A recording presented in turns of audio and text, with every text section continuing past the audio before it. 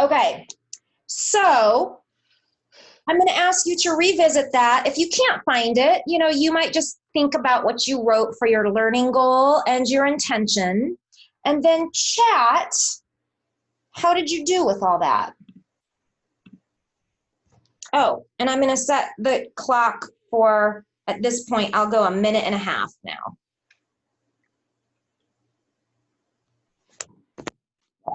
Turn on my fan.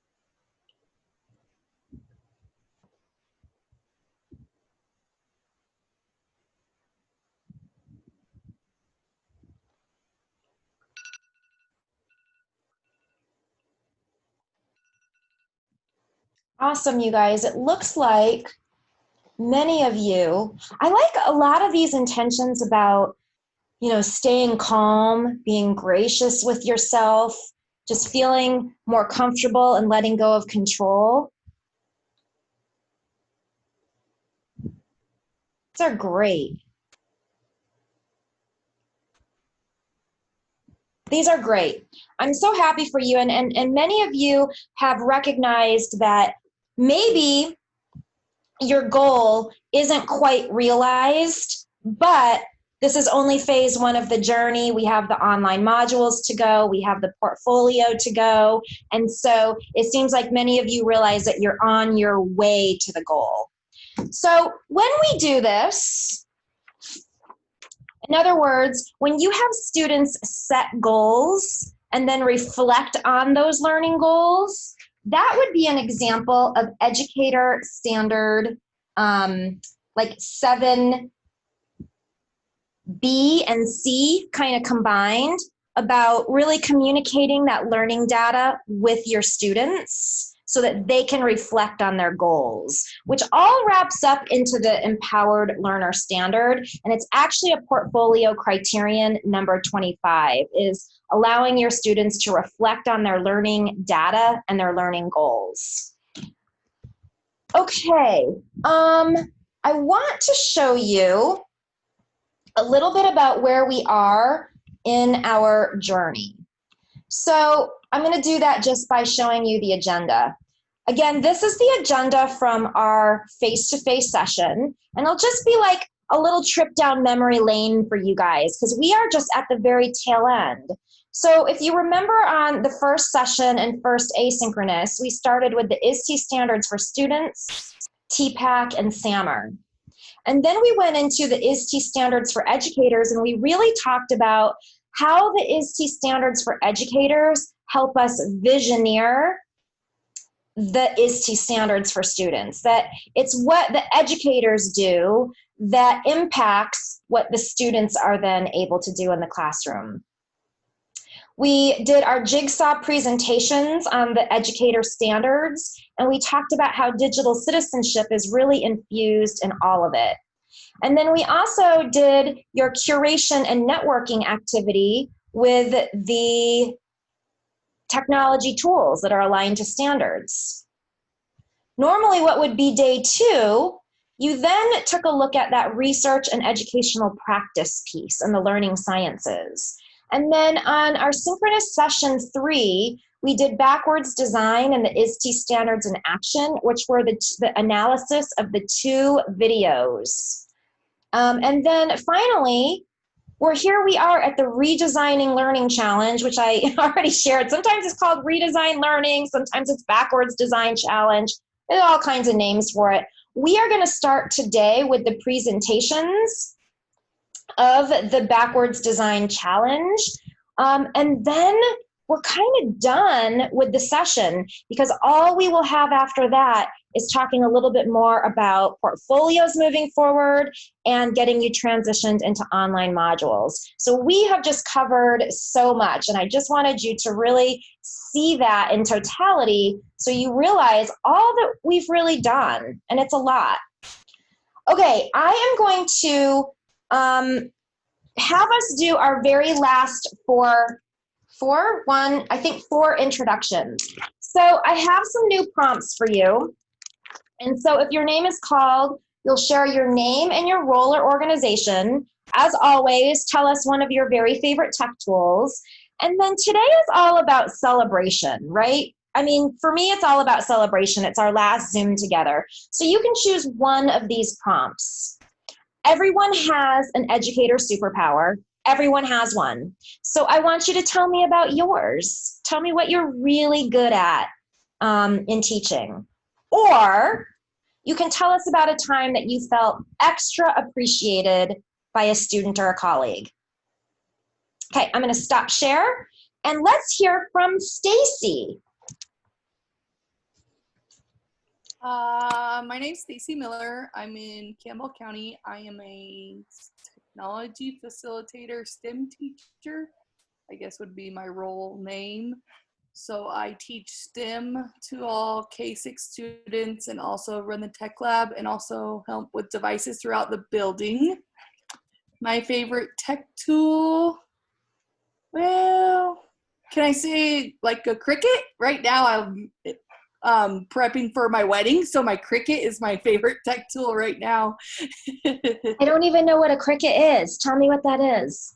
It's like a machine that cuts out vinyl and material and... Oh, it's crafty. Are you talking about a crafty tool? Okay, that's why I know nothing about it. I am the least crafty person on the face of the earth, but awesome.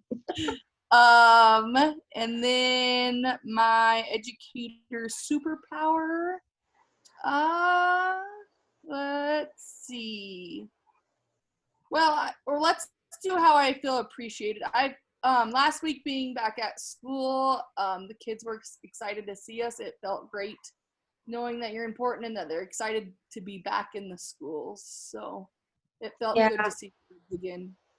Isn't that awesome? Didn't we learn as teachers through this whole thing how much our students really do love us and miss us when we're not there? Yeah. Yep. Awesome. Thank you so much. Let us hear from...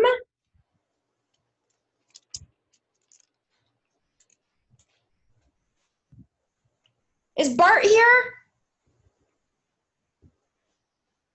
Bart's not here. We're going to have to hear from him later. How about, nope, he's not here either. Beth, fasting.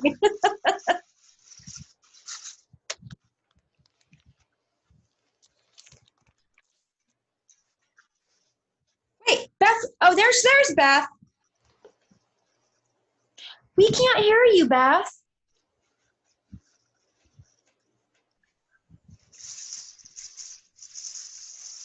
Okay, try to unmute yourself again.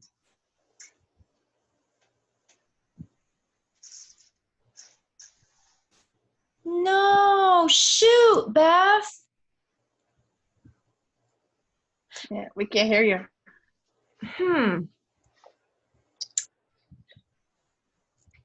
Beth, do you want to?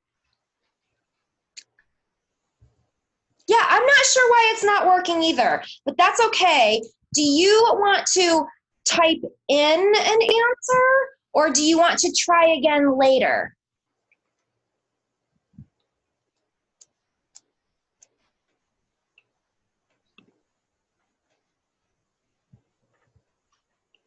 I think she's typing in an answer, so we shall wait.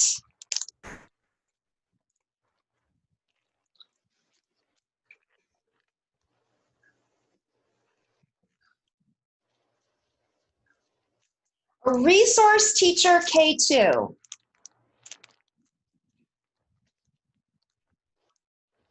Oh, She a likes cry to cut kiss machine. her. I know that's also crafty, isn't it, Beth? It's the same one. It's a cricket. Oh, it's the same thing.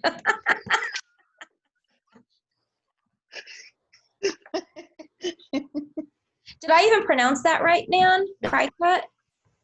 No? Cricket. Cricket? They call it It's cricket. called a cricket. Oh, that's what Stacy just said was a cricket. Yes. I am okay. I'm not crafty, but I know what a cricket is. Yeah, yeah. Crafts would not be my superpower. Well, Beth Me is, either. yeah, I am terrible. But it is the superpower of my two besties who do all kinds of scrapbooking and all kinds of home decor. Yeah.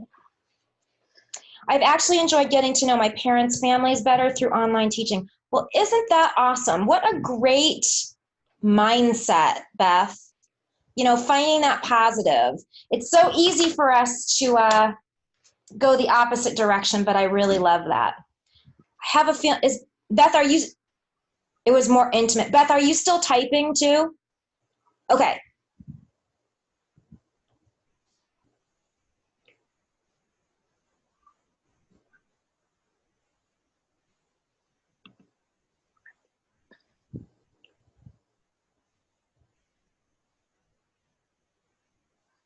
Oh.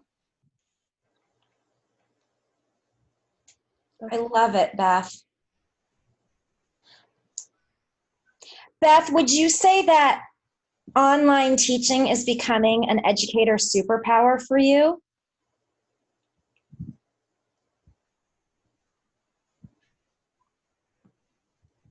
You believe that it is. That's the coolest thing ever. I really love that. So it's not only that your students are growing at this time, but you are also growing at this time as well with all of your new teaching skills. This is so cool. This is awesome. Thank you so much, Beth, and thanks for being flexible with how we had to do this one. I don't know why the audio isn't working. Okay, so I'm going to move us forward, and let me share my screen with you so we can talk about how we're going to do these presentations. So what's going to happen is that, and I'm going to leave it not in presentation mode just so I can see what my slides are. So we have 6 presentations today. And all the presentations are in Bongo. So just like we did with the jigsaws, we are going to play the bongos from Nan's machine. And I've kind of estimated out that we would spend about 4 minutes watching the presentation. And then we're going to spend, it might be longer than 3 minutes. We're going to spend another 3 or 4 minutes giving feedback to that group and talking about the educator standards. In between each of the 6 presentations, we're going to do a quick brain break, get up and move break. And that's just going to be through a little scavenger hunt, and I'll tell you what that is when we get there. So just to sort of unpack this so you know what we're doing, there are 3 questions, and you might want to take a picture of this. I mean, it's not scientific, so if you don't get these, it's fine. But you might want to take a picture if that's helpful. After each presentation, you can pick one of these questions to provide feedback to the group. And you will be typing your feedback in to the Bongo. Does everyone know what I mean when I say that? There's like a pure feedback place in Bongo to type feedback? No. Okay. So before we get going then, I'm going to have Nan show you what that looks like. Does anyone have any questions, though, about the basic sort of format that we're going to go through for the presentations? Okay, I'm going to stop sharing then, and I'm going to turn it over to Nan, who will pull up our first presentation, but also show you where to enter your peer feedback. Okay. Or Nan, if you want to do the peer feedback thing when it's time for them to give peer feedback, that's fine too. Well, they can if you navigate to the create and submit a design challenge. That's in synchronous session 3, remember, 3. not 4. Yeah, synchronous session 3. And then when you look up above your submission area, there should be a place to toggle between the different groups. And when you get to a different group, right next to their video, you can put in a comment here and then just hit the, and it'll place it for them. Nan, Yes. you completely lost me. Okay, that's fine. So go to the synchronous session 3. Oh, I guess I could do that. Sharing screen would be good. Hello. I thought I was sharing my screen. Just like I always think I'm recording. I like your eyes to go good. Okay. So then you're going to go to your create and submit design challenge. Mine's going to look a little different than yours is because I can see everybody's right away. But say, for instance, I'm going to go into group number 1. And you won't have these here, but you might have like a little drop down that says different group names above your video over to the left hand side. Is that right? Is that what you guys see? Brenda, how are you doing? Are you following, Brenda? Yes. Okay. I just see one group on my screen. And out. So, oh, okay. So you only see one. Oh, then hold on. Let me check something. Let me double check something here. Maybe I need to fix something.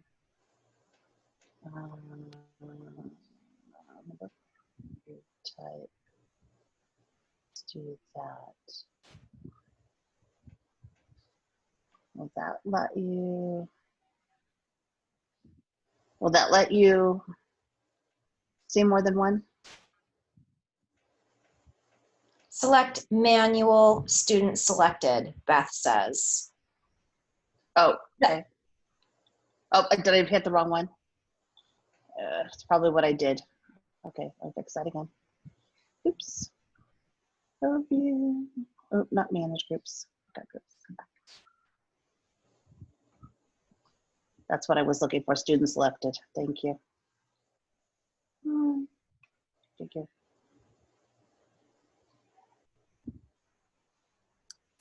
Are other people seeing all of them? Oh, there you go. Here we go. Manual. That's what it is. There you go. Now you should be able to see all of them. You might have to refresh the page. You might have to refresh the page. And then you should have a drop-down menu, I think, right, Nan? Yeah, for everybody to see more than one. I see Shannon shaking her head yes. Taylor, Now, yep. now you should be able to toggle and see more people. Heather, good. Brenda, yes. Okay, success. Yay! Awesome. Okay, so our first group today is going to be group 1, and neither of our group members for group 1 are here, but that's okay. That doesn't stop us from viewing and learning.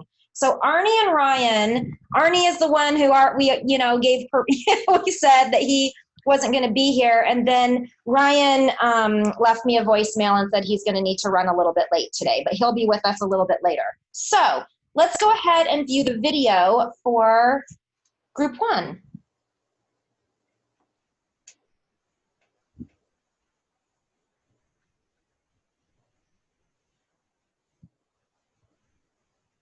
Nan, we're not hearing it. I had a feeling you weren't. Okay, so let me stop sharing. Stop sharing.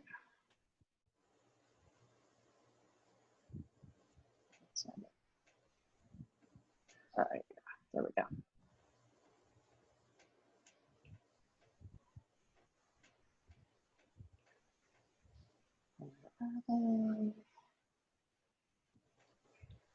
We might be on the wrong screen. We are. And just to clarify, we're choosing one of those questions for feedback, Correct. You'll choose one of those questions after you're done viewing the presentation to give feedback in Bongo. Yep.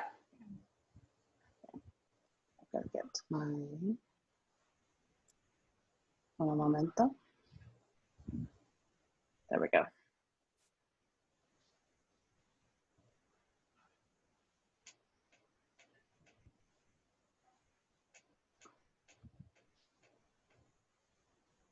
There we go.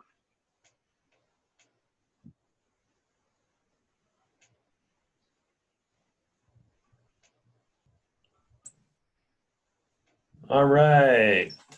This is take 3. We seem to be long-winded. So anyway, I'm working with Ryan on this project, and we're talking about the pre-Civil War period, the antebellum period, and we're looking at some of the factors that led up to or caused the Civil War.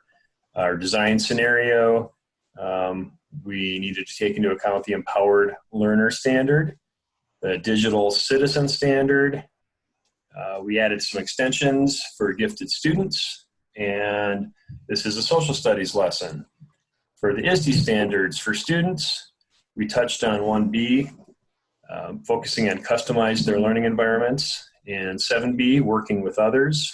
For the standards for educators, we applied pedagogical approaches and tried to improve them through the use of technology. And then under 3B, did a critical examination of online resources and looked at digital literacy and media fluency. Essential questions. What are the important factors of the antebellum period? And what are the differences that start to form between the North and South before the Civil War? Okay, I'm going to pass it on to Ryan. So you can see our outline there, but really wanted to focus on the instructional plan and talking about the empowered learner and the digital citizen. So the way we did this is kind of using technology to, first of all, kind of facilitating a group discussion. Students would answer a simple question, and then their answers would kind of facilitate a pre-discussion, an introduction into the antebellum period. And then what would happen is students would be paired into groups, and they would use a shared document to input information they find out about the antebellum period.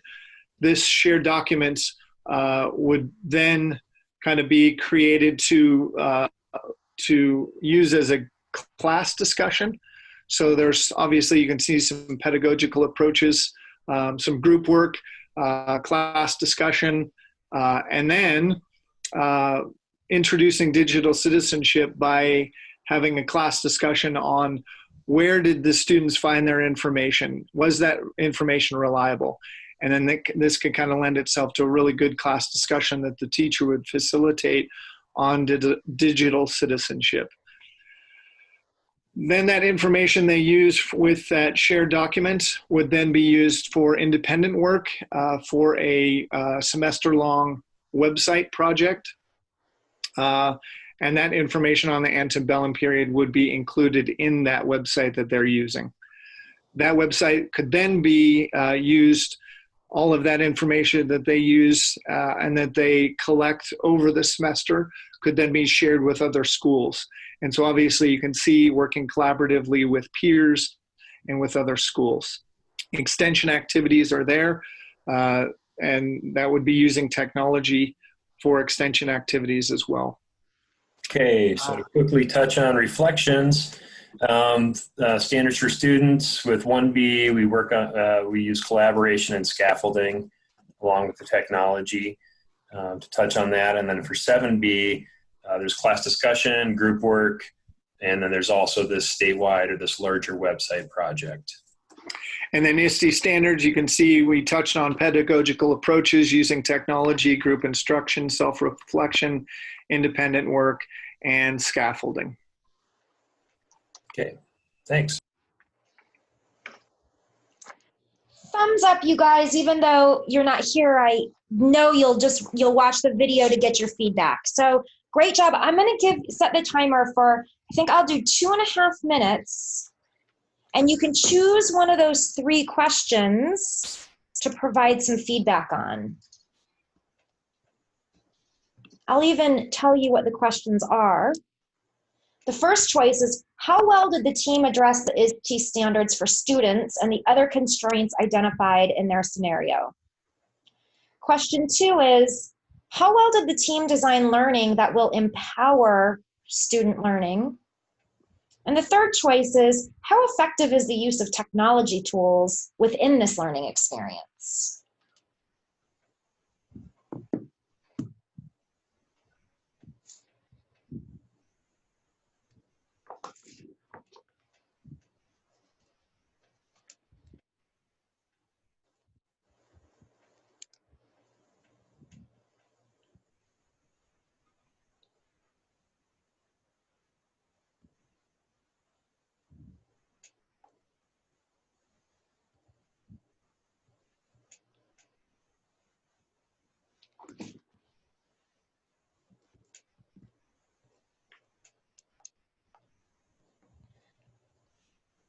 Bart, I see you joined us. Hi.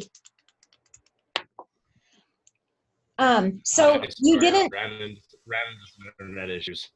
Yeah, no, you're good. So just so you know, the reason why we're all so quiet, if you jump on and it's like crickets, is because we just watched one of the design presentations and people are typing feedback right now. So you can just jump into the second presentation when we begin that in a minute, okay?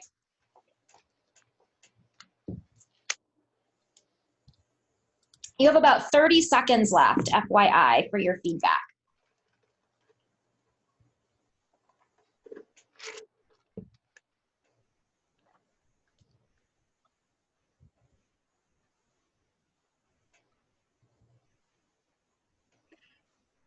Hey, Nan, real quick, do we have to rate it with stars on the bottom?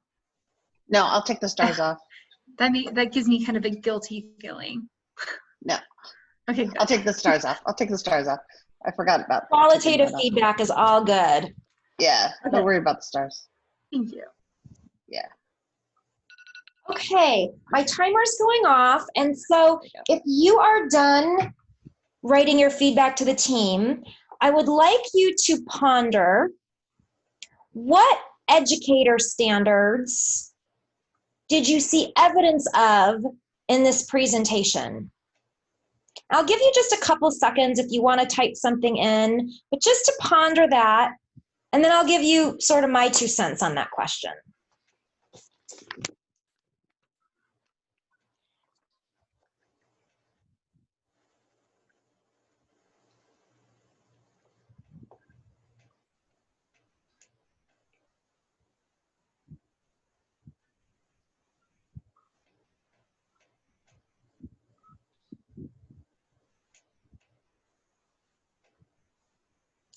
(3B), Heather Taylor.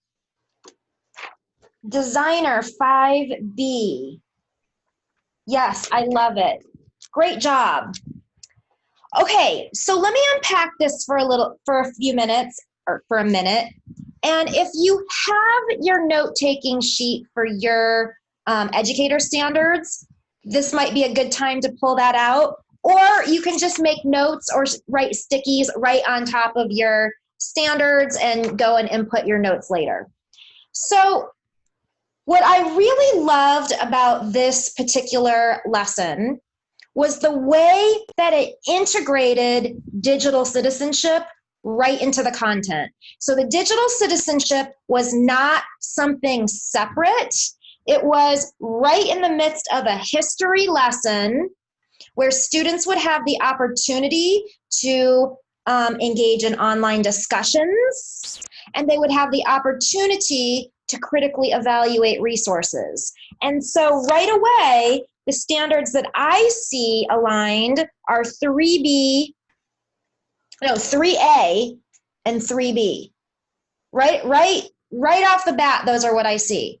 Now, one tip that I would give this group is that if you were going to continue working on this lesson for a potential artifact, what I'd want to see for 3B, because you talked about how they're going to evaluate these resources, and you said, you know, they're going to put these resources, we're going to talk about what makes them reliable, and then we're going to start a list, and it's going to create this class discussion about what makes these resources reliable. I'd want to see that written out in the lesson. I would want to see the evidence of that discussion, maybe some guiding questions. I would maybe want to see some evaluation criteria to go along with that in the lesson plan itself. So you know, I know it's part of the lesson and you're telling me that. If I were scoring it as an evaluator, those pieces in your lesson plan would really help me see the evidence of it. The other standard that I saw pretty well, I really liked how this group ended with the website development and presentation. I think that spoke beautifully to the knowledge constructor standard on the student side. And on the educator side, I aligned that to 6D, model and nurture creativity and creative expression to communicate ideas, knowledge, or connections. Because they're going to be learning all this stuff, but then they have to report that back out on the website. So I thought that was a great example of 6D. And what could strengthen that one even further is if there were peer feedback to that website as well. If they're, you know, creating these things and they're giving each other feedback, that would even take that idea and bump it up a level on 6B. But overall, I just thought I really, really liked the integration of the digital citizenship. I loved that this group also integrated like that idea of curation and then the website design. So, excellent job. All right, let's take our first brain break. I'm gonna ask you, I'm gonna set the timer for 45 seconds, and I'm gonna ask you to come back and show me on screen something red. Go find something red and bring it back and show it to me on screen. This is a movement. Jessica, this is a movement, so you got to get up, girlfriend. Beth, got to get up, girlfriend. Bart, no, you can't use your hat. This is a movement break.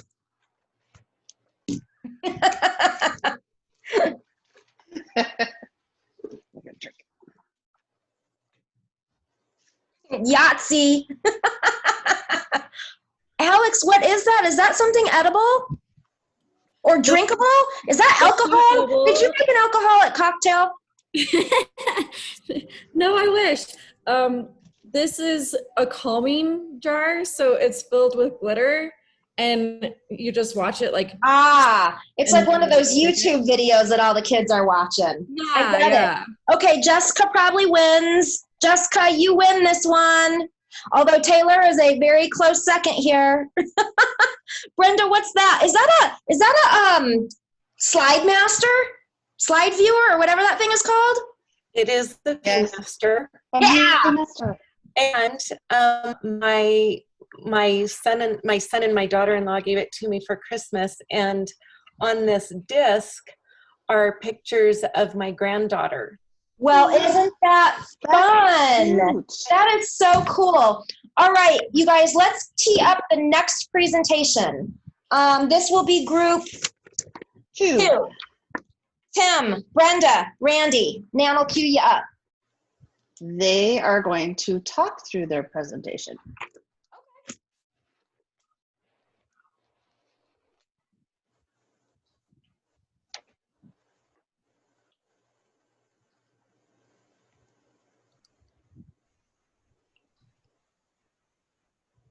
Who wants to start? I can do the top half of it there. Okay. So Tim's not with us, so we'll make do without him. He's the talker of our group, though. Just so. So this will be a good experience for the two of you. Yes, yes. So we picked an assignment of Veterans Day. Excuse me, Veterans Day, and had the assignment. The students will interview a veteran and collect materials to showcase their knowledge to put together a wax museum for the class presentation using Flipgrid to create 2 to 5 minute videos about this. So if you could scroll that down a little bit so I can see it now. So our standards that we're covering, it's the Wyoming Content Standard number 4, which talks about continuity and change. Students analyze events, people, problems, and ideas within their historical context. So that would be the class link to the social studies part of this assignment. As far as the ISTE standards, we went with 3D, build knowledge by exploring real world issues, and the digital citizen 2C, understanding and respect for the rights and obligations of using shared intellectual property. So maybe Brenda wants to take it from there. Sure, yeah. So our plan here was for the students to obviously choose a war, but within that, then we said that we needed to interview a veteran. So that kind of limits the wars that they get to choose. Anyway, they will be researching that war, interviewing a veteran, which covers the part of our scenario which said they did not have technology access after school hours. So we decided to have them do like a real life interview with a veteran and collect notes and things on that. Then of course, gather artifacts and information that they need to put together a presentation and write a script about that person. The Wax Museum, with the experience that I've had with them is that the kids, you know, they kind of write out their scenario and then somebody comes by and they talk to them, which is really great. But I also like this next component that we've added to record the video. So you can do it in person or you can also do it on Flipgrid. And then I just have a number of essential questions, or not essential, just questions that they would be asking during the interview. And then I also noticed that we didn't have any sort of an assessment piece here, but obviously that would be, you know, their presentation, you know, how they collected their materials, and that would just be an ongoing sort of, or a culminating assessment at the end.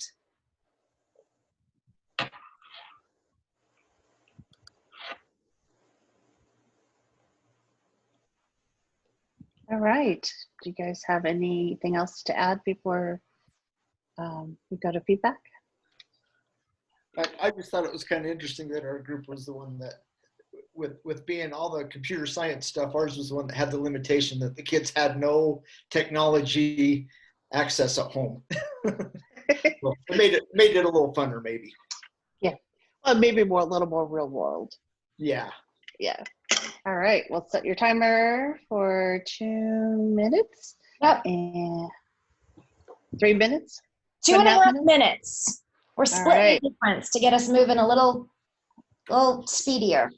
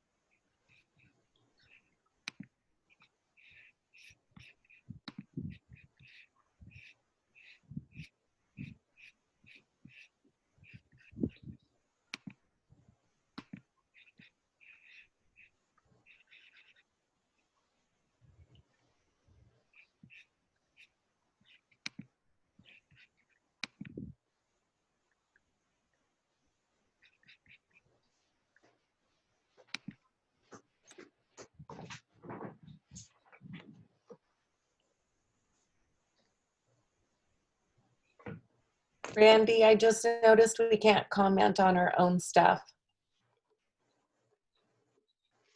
Good job. Yeah. But you can read what everyone else is putting down.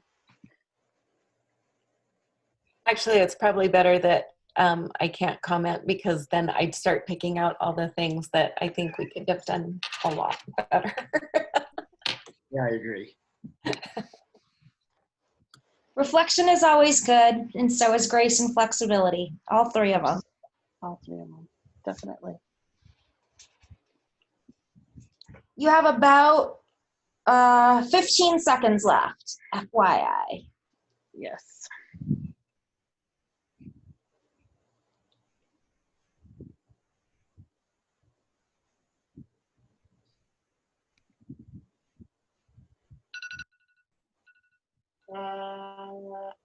All right.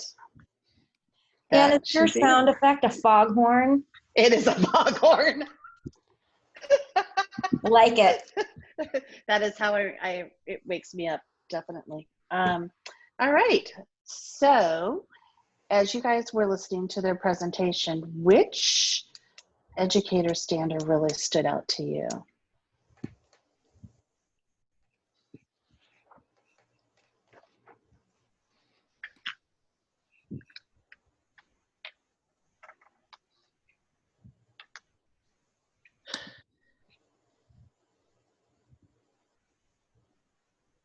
And you can put it in the chat.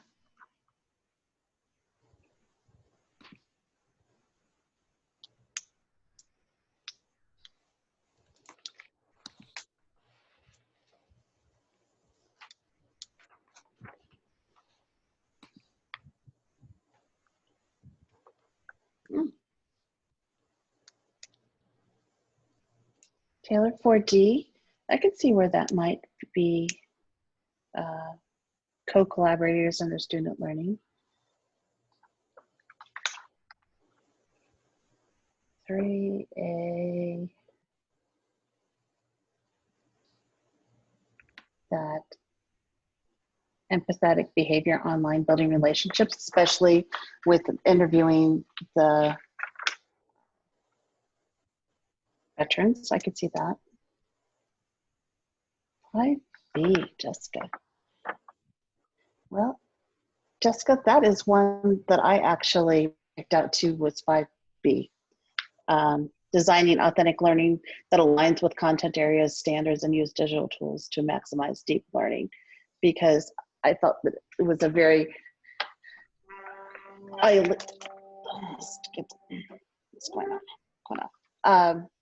it was a very authentic way to research with actually interviewing those veterans.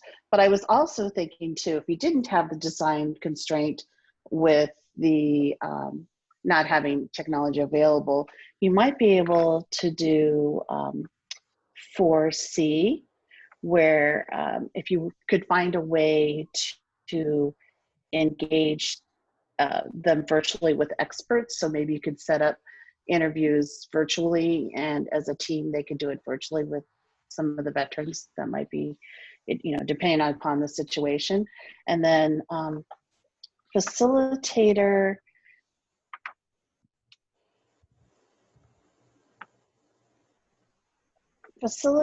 A, where they're taking ownership of their learning and their learning goals to make sure, depending upon how you were to write it up in your scenario, if the students set out and said that they were going to, this is the person this is the war we're going to learn about. These are the people we're going to interview. So they're creating their own learning experiences and following it through from the beginning to the end. So depending upon how you would write your context and the lesson went, then it could be those. That's what.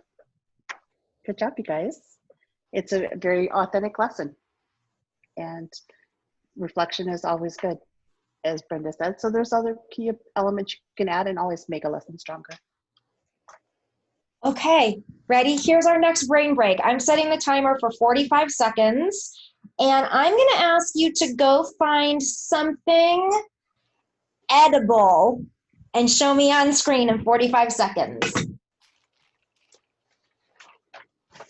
Mixed group is 3.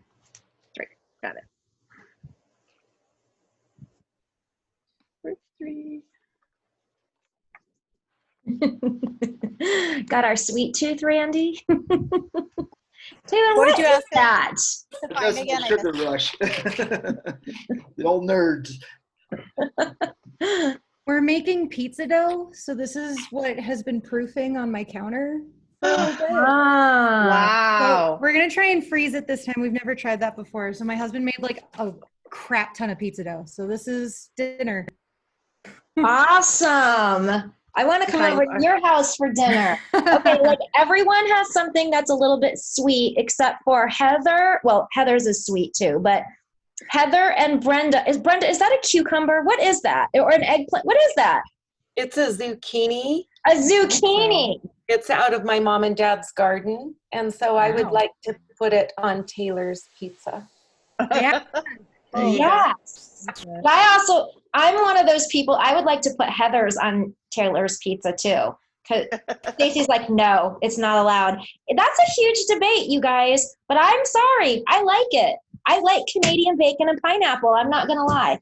Yeah, the more pineapple, the better. I'll like take all Alex, your pineapple, Stacy. You're being spicy with yours. Yeah. Chili, pineapple, and like bacon is like the best combination. In my opinion. I'm not a like bacon a hot fan. honey. I'll replace that. But I will agree. I will agree with you. Okay, let's move to our third presentation, which is Shannon, Alex, and Jessica.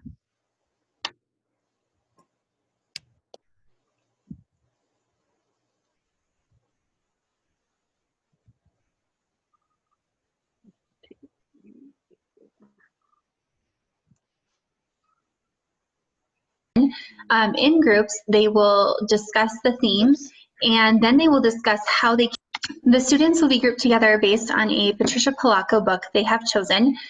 In groups, they will discuss the theme, and then they will discuss how they came to the theme.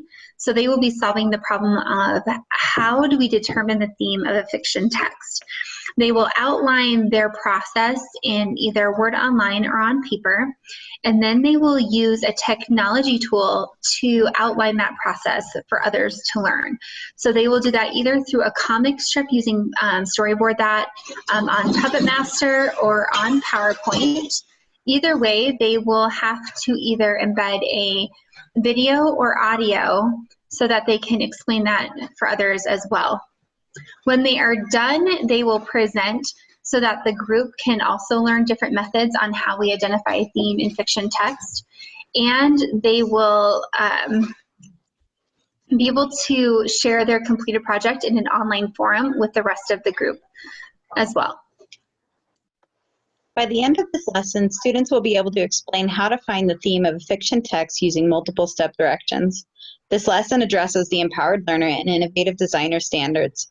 In this lesson, the empowered learners will choose a book to study and create a digital learning product based on that choice, gather information to complete activities in groups based on that book choice, create a how-to presentation to share with students in a lower grade, and embed audio or video media into a presentation.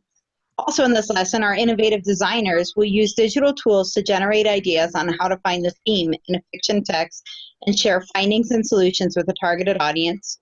Create an ideal plan that another student can use to find the theme in another picture book and determine which technology tools best illustrates the plan. Use tech tools to go through the design process and start over if necessary using another tool if it fits better, and investigate the question, how can we find the theme of other fiction texts? By giving the students freedom on how they wish to present their knowledge of the theme, students are empowered to use their resources to collaborate and design a finished project to share with others. You will know that they have met the standards of both the content standards and the ITSE standards by how their finished project is developed and presented. Each group should have one fully developed theme with at least 3 to 5 findings or supports from the book backing that theme. Now you can adapt this for each group or depending on the group by reducing the amount of supports or findings that they need to have. You could reduce it from 3 to 5 to 2 to 4, or even just 2. The ITSE standards that are developed will show that the students will be able to correctly answer how can we find the theme of other fiction texts, and be able to show their presentation on how they determine the theme. Okay, and I'm setting the timer for 2.5 minutes. Go ahead and provide your feedback to the team. And I don't think that they said this in their video, but their standards that they were supposed to be addressing were empowered learner and innovative designer.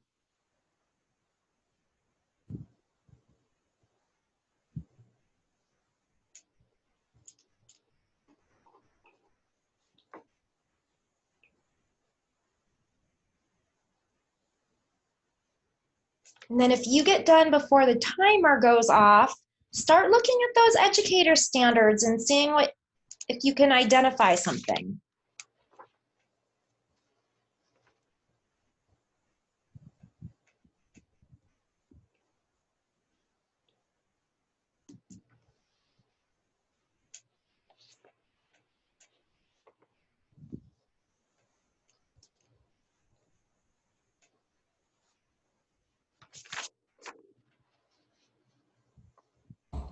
This is Heather, Taylor, and Stacy.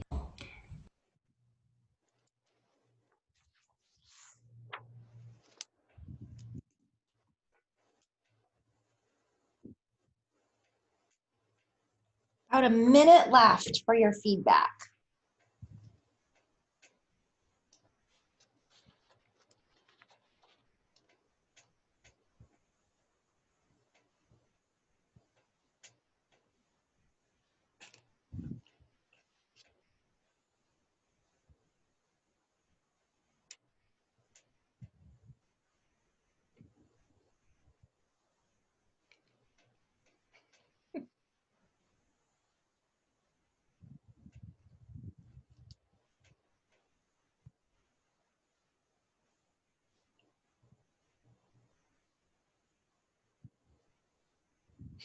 Shannon, I just said it really fast because I had to hit that time. I get that. And also, Shannon, I want to just thank you because I think you were on vacation this week while this project was going on.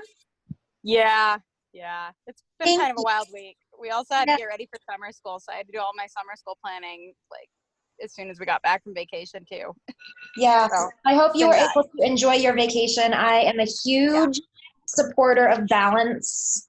So I hope, thank you for doing your part, but also I hope you had a lovely vacation. Yeah, we Okay, did.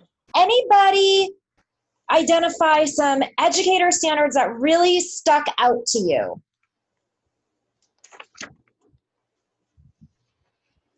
There's one in there that just really stuck out. Okay, 5A and 5B. Cool. Yeah, they did talk about that personalized learning piece. So I definitely see where you see that, Beth.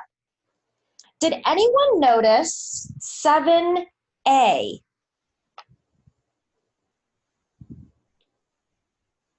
Because if you recall, Jessica said in that first part of the video that they were going to have a choice between Storyboard that or Puppet Master or PowerPoint to design their presentations. And so I see that as a pretty good example of 7A, giving students choices in how they demonstrate their learning. Now, I had the privilege of talking to this group during office hours.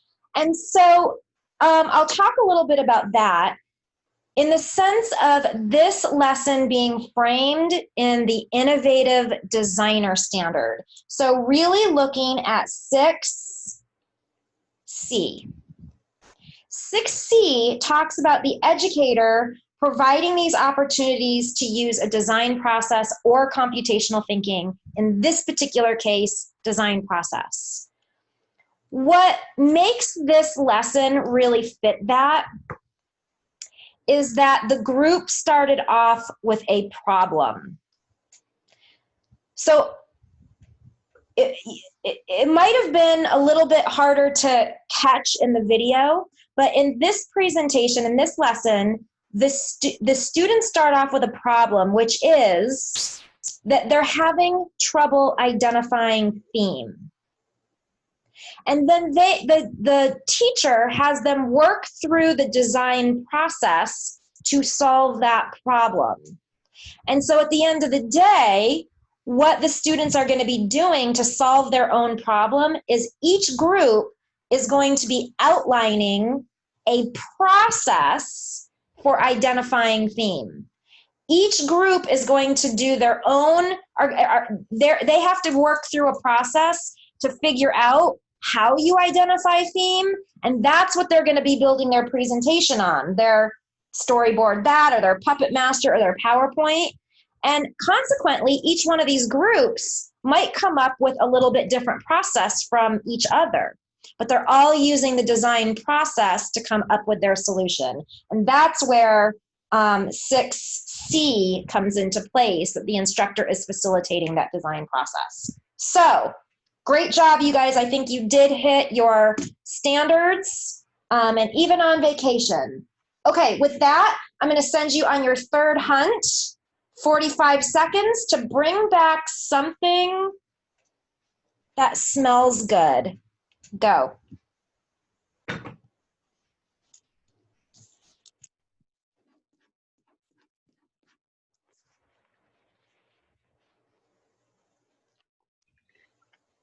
Aw. Well, Cynthia, what is that?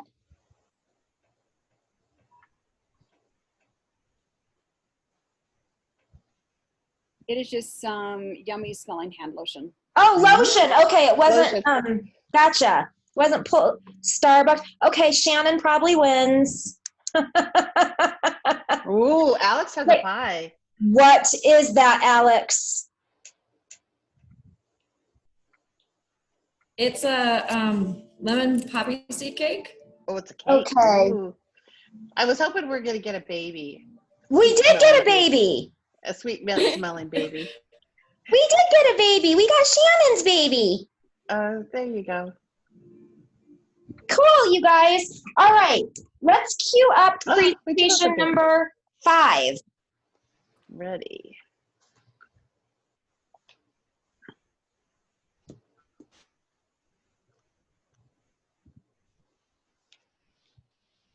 This is Heather, Taylor, and Stacy, and our lesson is Pencils to the Moon. This is a 4th grade math lesson focused on measurement and data analysis.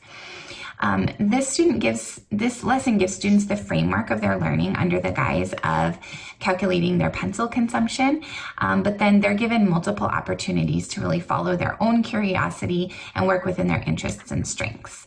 Our main content area objective is for students to use measurements to gather data, then convert those measurements when analyzing the data, and use that analysis to draw conclusions, to formulate solutions to problems and answers to questions.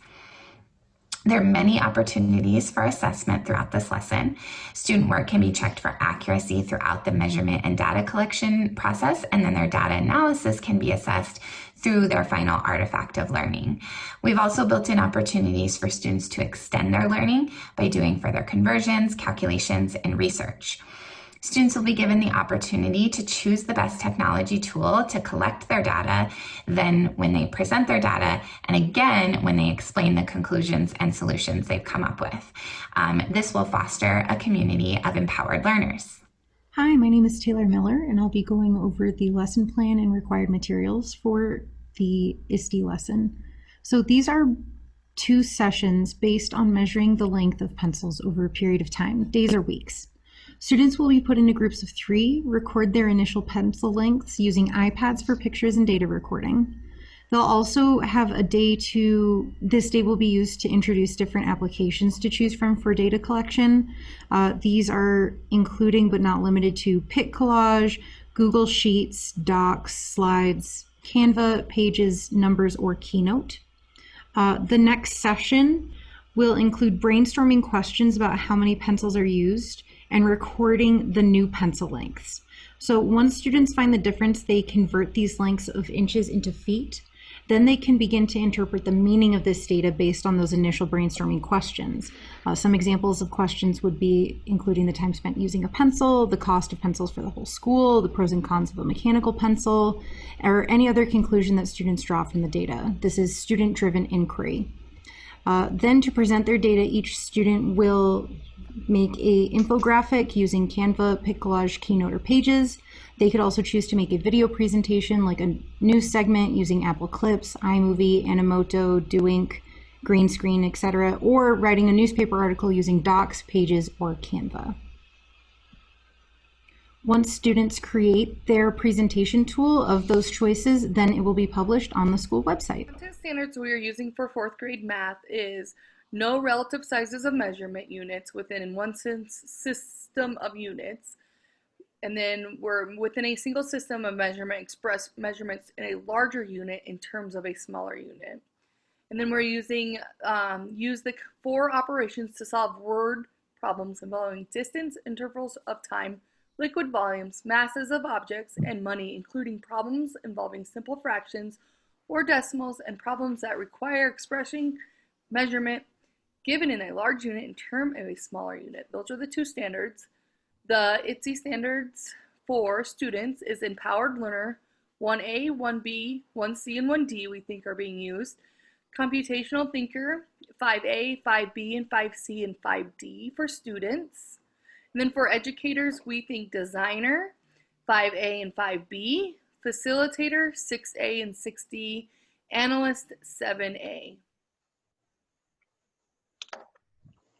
All right. Set the timer for 2.5 minutes.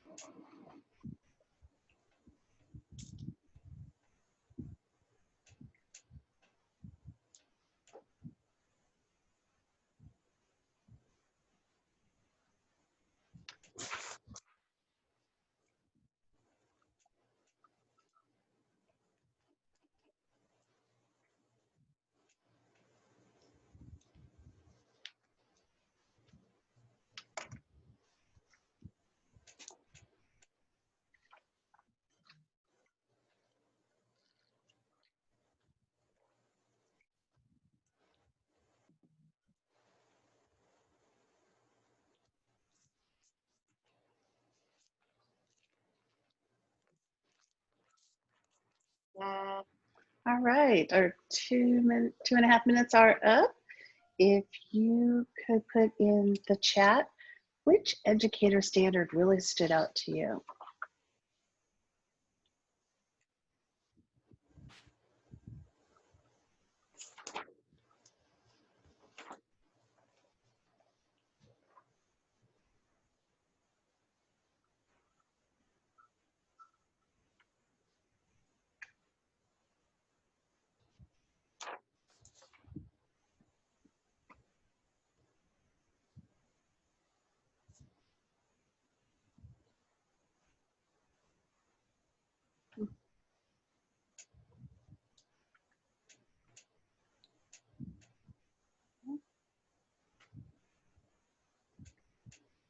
because I'm looking at your there's a lot of 6Cs, and I would agree with 6C.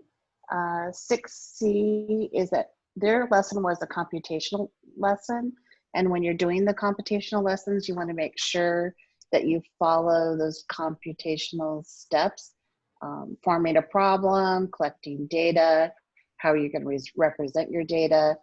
The part I might have missed was how they were going to automate their solution or order their steps that might be included in their infographic, but then their solution. And then the next piece would be generalizing. How would they use their steps that they used in that computational thinking in another process? So that might be their next lesson. The part about, they had mentioned at the beginning that they thought it was aligned to 5A. And I could see it in the fostering independent learning, but if you're looking at accommodating learner differences, this not by presenting and providing them with different choices to do their alternative ways to demonstrate their competency, that's the 7A. But differentiated learning for me is more about giving, I always use an English example. So if I have a passage like using with News ELA, I have a passage and I can differentiate, the student needs it at this sexile level, the student needs it at this sexile level, the student needs it at this sexile level. So that way it is differentiated, they're getting the same content, but it's differentiated based upon what their reading levels are. I think it's an awesome lesson, you guys. I can't wait to, you're gonna have to email me when you do this lesson and let me know how it turns out. Cool. I know. How creative is that? Like the length of the pencils. I've never, like it, you know, I've been teaching for a long time and working with teachers for a long time. I have never heard of this lesson before where you measure the length of your pencils. That is totally new to me and innovative. Okay, I'm gonna set my timer for 45 seconds and I'm gonna ask you to go bring back something that represents you. You can interpret that however you want. Something that represents you. Now, next one is 7.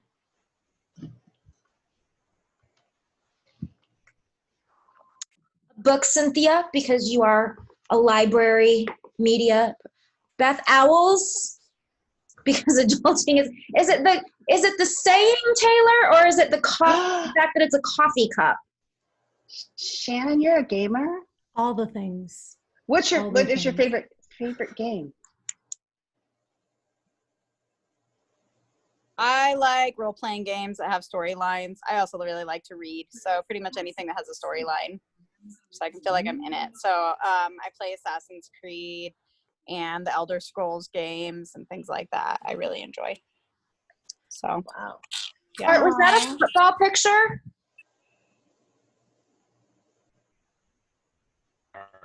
Sorry, lost the mute button. That's my son, and get up. So we're not gonna get it this fall, but yeah. Cool. Mama Alex, that is for sure your identity. For sure. Or at least one big part of it, right? Heather, is yours a coffee cup? Is that what it is?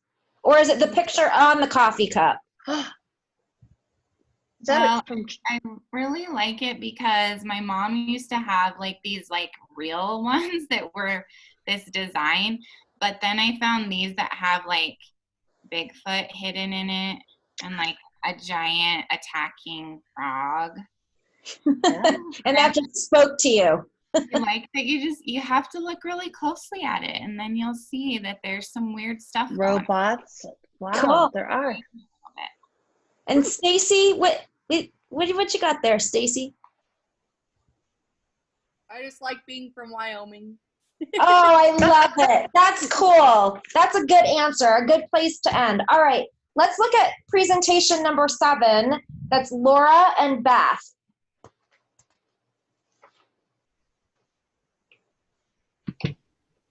Hey everyone. So our group actually has the knowledge and innovation scenario where our group meets 2 times a week for 45 minutes. And our students are actually focusing in upon food standards where they are aware to apply information and technology to a task, identify and work upon real-world problems, and locate efficient resources. But it also links into many ISTE standards. We have students planning and employing effective research strategies to locate their information, all the way to being able to work on open-ended problems that have ambiguity as an innovative designer to find best solutions to help folks stay connected to hydration. So students are actually going to see a student presentation mode regarding hydration. And within all of this, they are actually going to see places to reflect upon their learning and do some writing, but also fill out surveys to help them stay focused on the topic at hand. There's also informational pages that are highly colored with call outs in which they can see what is working for their body. And in the article sections, there are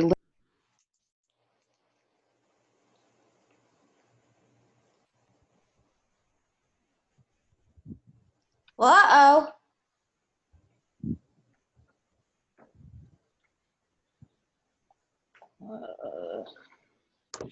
Let's see. There you go. We're not hearing it though. Oh, you're not? Uh-uh. We were, but then we weren't. Okay, so now I've got it back on. Let's see. Let's see. Oh, shoot, where'd it go? It's over here somewhere. Oh, yeah. I think you're sharing your wrong screen again. I am. I can't get to it. Hold on. Yep.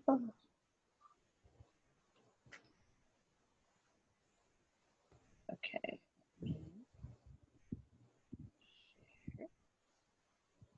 Share.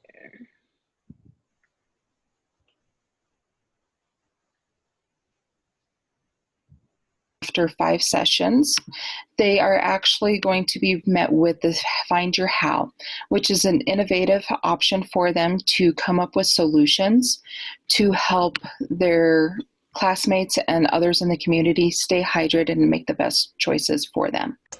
Okay, so for this video, what we're talking about essentially is why, right? We're figuring out what we want the kids to know. We're figuring out how we'll know if they know it. What evidence are they going to create, produce, and turn in that's going to demonstrate their knowledge? And what tools are they going to be using to actually get to that point, right? So this is lesson planning. So what we're talking about are the essential questions that we're going to be asking them. We're talking about what they're going to know, why they need to drink water in this instance, right? How much and when, methods and variety, how to make good choices. We're going to be talking about the process. By the time this is done, students will be able to critically evaluate a variety of digital resources. They're going to be able to use a variety of technical applications that they will be using to create these artifacts, right? They're proof of knowing it, right? That they've actually met the ISTE standards, that they've actually met the state standards, and hopefully above and beyond, right? So the instructional plan, we're introducing it, we're giving an overview, we're just saying the introduction to be presented on the use of Pear Deck and the assignment overview, the timeline. They've got, all together 4 days plus part of one maybe. Pear Deck's a reminder of the usage. We use Pear Deck, so that's not something that I need to go into. Padlet, that's going to take about 5, maybe 10 minutes because it's going to be an actual demonstration. We're using Classroom Google because that's kind of our home base. The assessments, they have quick formatives all throughout it. Hydration Innovation is actually the summative. Here they're going to actually design something that they can share and defend. Okay, thank you. Okay, and I'm going to go ahead and set our timer. Go ahead and provide your feedback.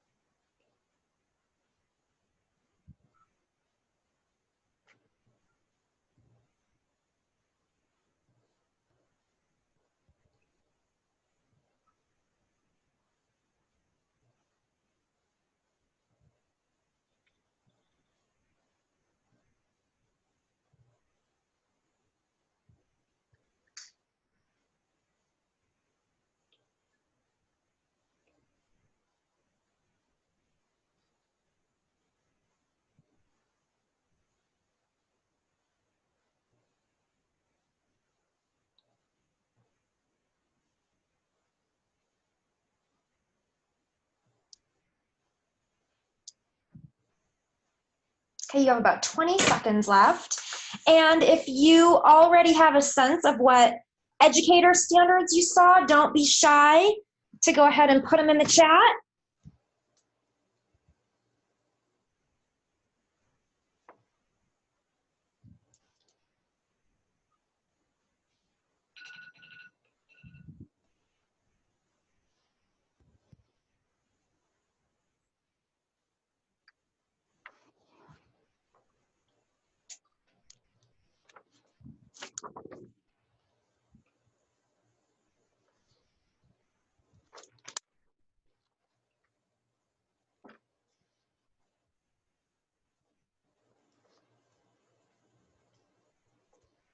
Good job, you guys, really kind of zeroing in on some of these educator standards.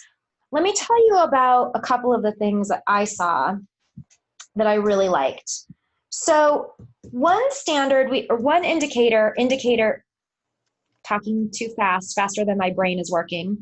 One educator indicator that we haven't talked a lot about, but I saw in this one is 6B. If we look at 6B, that says it's facilitator, and the key words there are manage the use of technology, and then it goes on to talk about in student learning strategies in digital platforms. And if you're not familiar with the tool Pear Deck, this is one tool that I think really helps educators to manage students using technology in sort of this alternative remote learning situation, because it really builds in those student engagements so that it turns what might otherwise be a passive learning activity for students into an active learning. So it's all about the teacher kind of managing that technology and the student learning strategies. So I really liked that. I also really liked 7B because I heard you talking about using both formative and summative assessments. So I heard evidence of that. And I also heard evidence of 6C with the design process. So it seemed to me like you were starting off with a very authentic problem about students, come up with solutions to stay hydrated.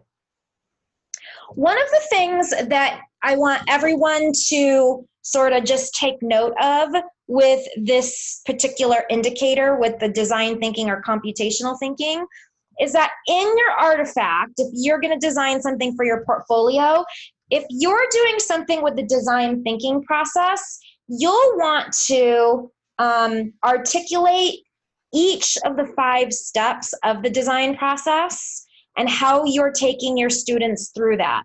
So I know this lesson plan that you just talked about has the design process foundationally, but if you were turning it in for an artifact, I'd want to know, how are students empathizing?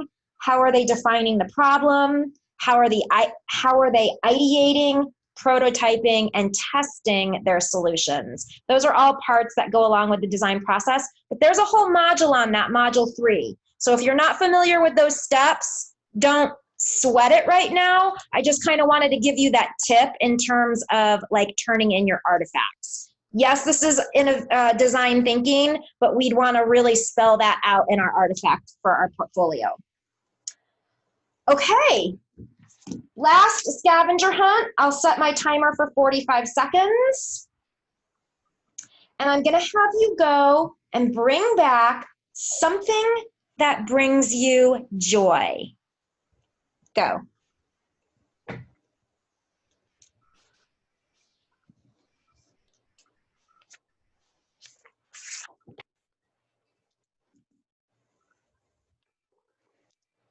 Randy's here.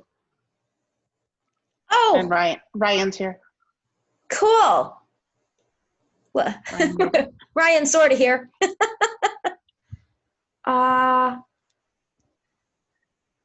Is that a fire truck, Beth? So my daughter's helping me design Lego cars and stuff. And so we use what we have at hand, and she helps decide what colors are on it. This was supposed to be a fire car. That is a cool little thing, but I am so distracted right now by dogs and children that I can't, I'm having a hard time concentrating. And Bart, you had some little, something. What was that little figurine thing? Is that family? Is that what you're representing? Yeah. Yeah. Alex, so cute. But the dogs, man, the dogs are killing me. Heather, you win. You got the live child. That probably wins. Okay, awesome. Let's do our very last presentation, number 10.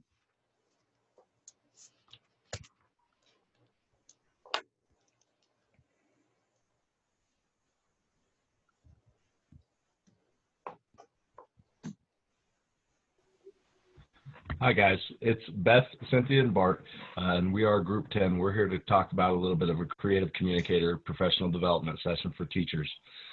In this session, our outcomes that we've lined out would be that first, learners would design a lesson or activity incorporating the digital citizen as well as creative communicator standards within their own content areas, and that learners will provide and receive constructive feedback on lesson and activity designs and refine designs based upon that feedback. The evidence of learning that would show us that we've accomplished that will be the completed lesson plan addressing both the content standards as well as the ISTE Creative Communicator Standard, as well as gallery walk feedback. Background knowledge that's going to be necessary for our teachers to carry this out includes the previously attended PD, wherein we explored the basis of the Creative Communicator and Digital Citizen Standards, and we'll review that a little bit in the lesson, as you'll see in a minute.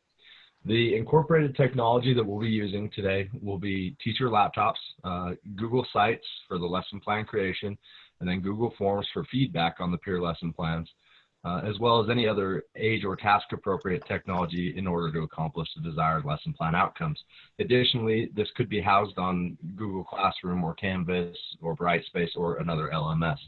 We estimate that the time of this lesson would take about 120 minutes total, so 2 hours. The ISTE standards for teachers that we chose based off of the guidelines that we were given were Standard 3 Citizen. We chose 3C, Mentor Students in a Safe, Legal, Ethical Practices with Digital Tools, and the protection of intellectual rights and property. We also chose Standard 5, Designer. We chose 5B, Design Authentic Learning Activities that align with content area standards and use digital tools and resources to maximize active dependent learning. And for the students, we chose Standard 2, Design Digital Citizen, to see, understanding, and respecting the rights and obligations of using and sharing intellectual property. And then Standard 6, Creative Communicator, we chose all 4 indicators. 6A, choose the appropriate platforms and tools for meeting desired objectives. 6B, create original works or repurpose or remix digital resources into new creations. 6C, communicate complex ideas clearly and effectively using the variety of digital objects. And 6D, publish or present content that customizes the message and medium for their intended audiences. So our activities for this PD, we were going to kick it off with a review of the digital citizenship for the ISTE standard for both teachers and students regarding digital citizenship. And so we'd review digital citizenship, and then we were going to divide our participants into small groups with poster-sized Post-its in which they'd brainstorm learning activities that would meet those creative communicator student standards, and then do a gallery walk to view the ideas generated by each group.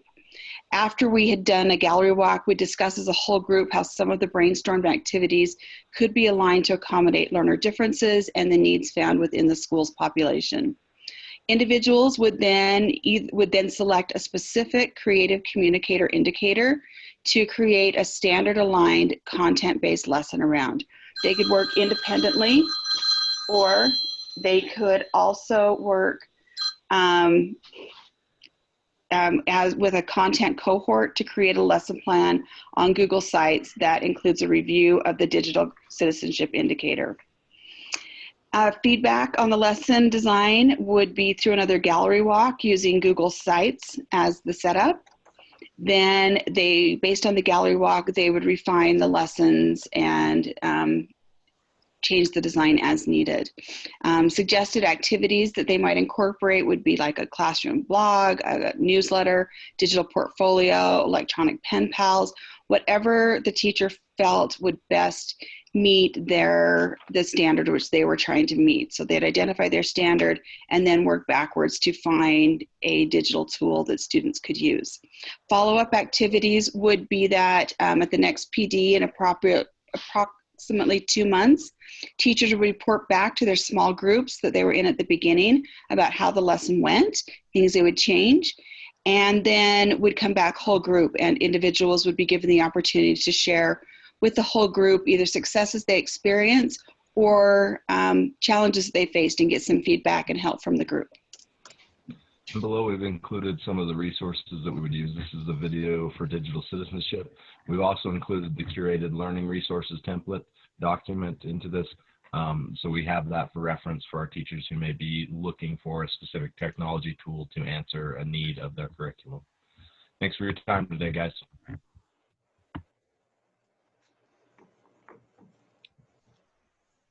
All right, I'll give you 2 minutes to start. Or, thank you.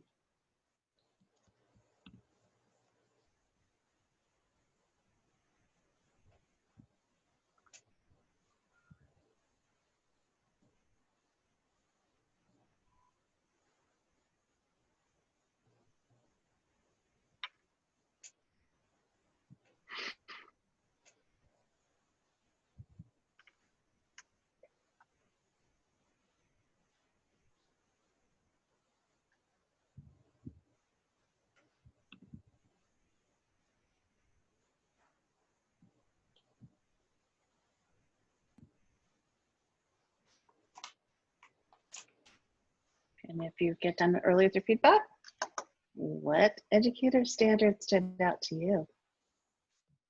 I think there's one in here that we haven't touched on yet.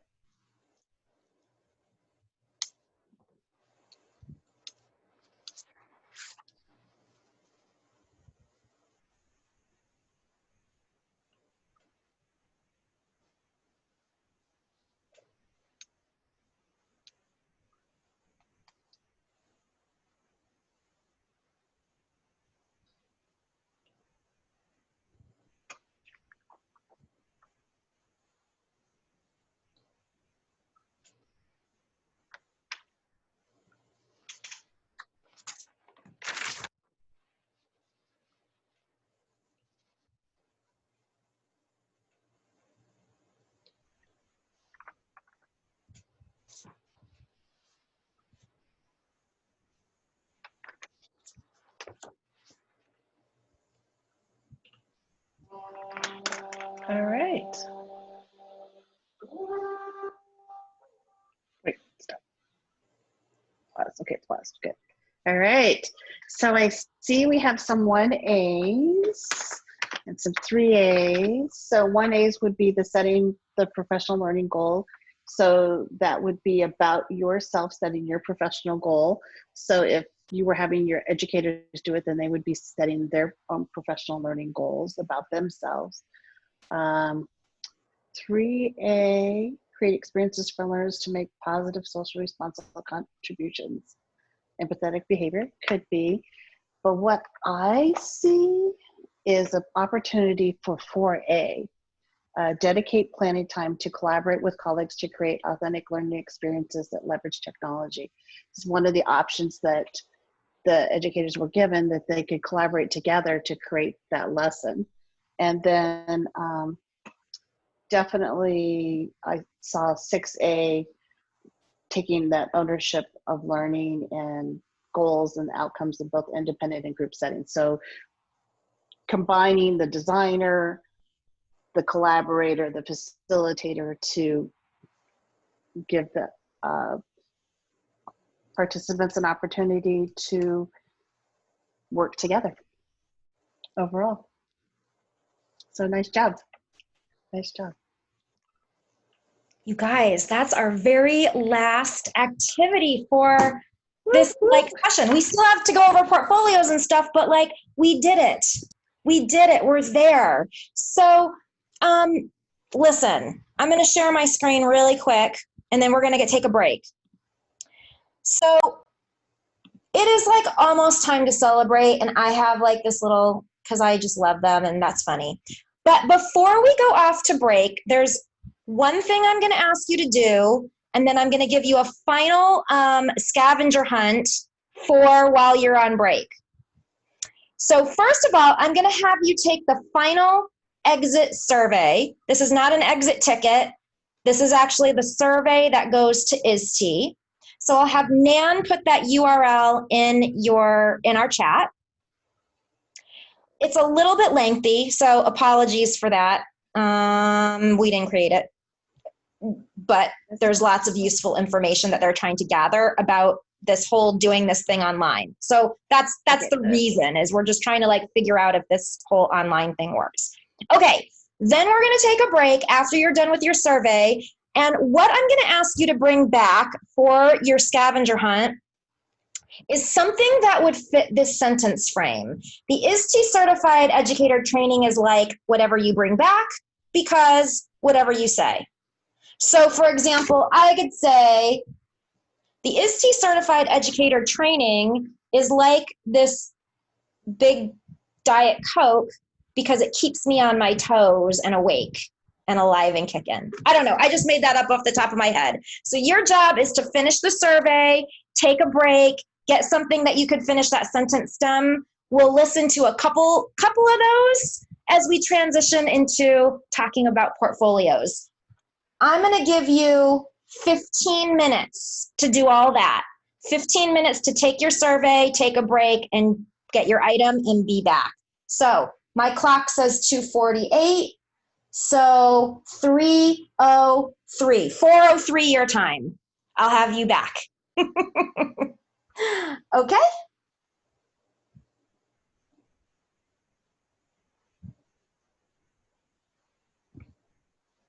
Yes, Nan, quenches my thirst for learning. That is correct.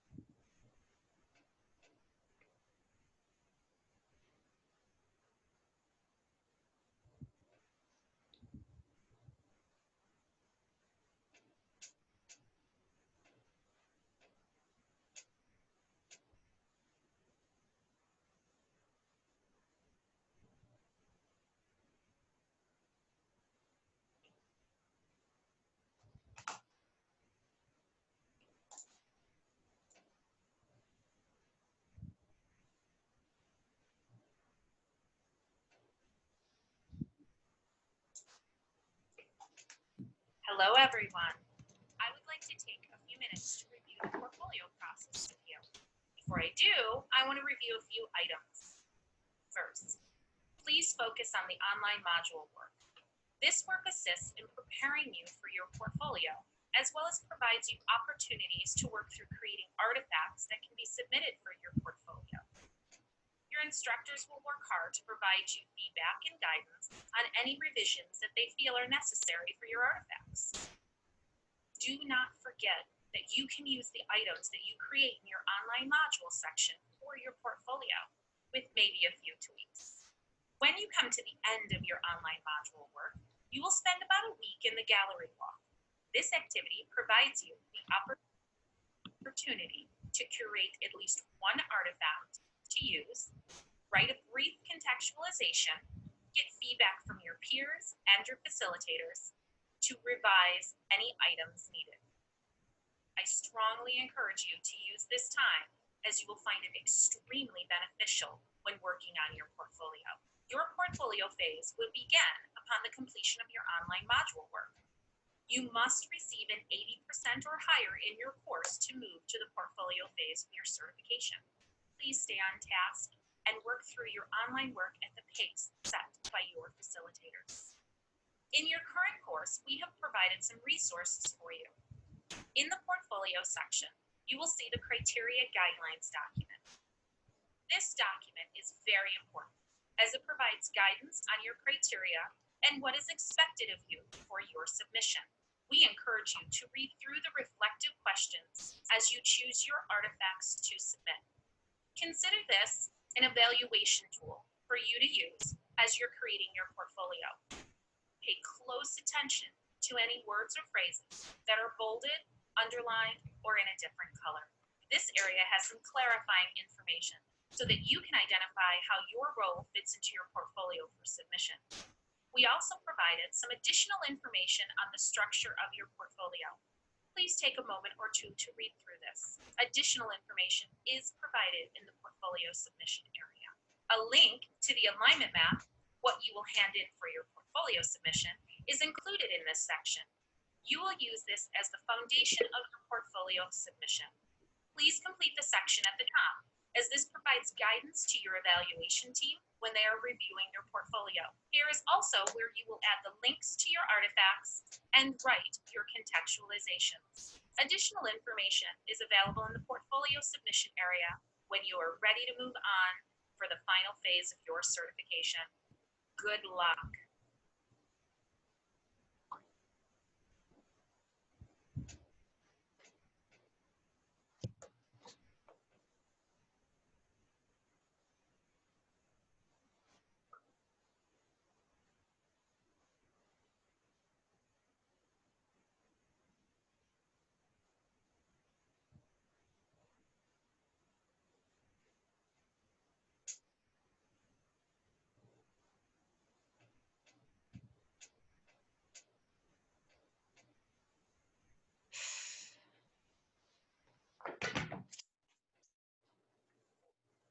Have about 4.5 minutes left for our break. So make sure you get a chance to move and, you know, fuel up, all those good things. So we remember to tell them that ASTI was the group. What? We remember to tell them that was ASTI. Sorry, I can't hear you. Oh, maybe we're going backwards, maybe. Hold on. Ah, that feels better. Do we remember to tell them that it was ASTI to select as the provider? I don't think they did. No. Hopefully they figured that out. I had them on backwards. That's why you couldn't hear me. Like, come again? That's why I didn't feel very comfortable either. Oh boy, this has been a day.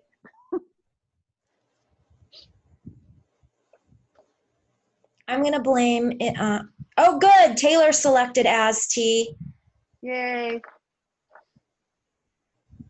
I'm going to blame a little bit of it on being in the afternoon, and it's throwing us off our game ever so slightly, man. Ever so slightly, yeah.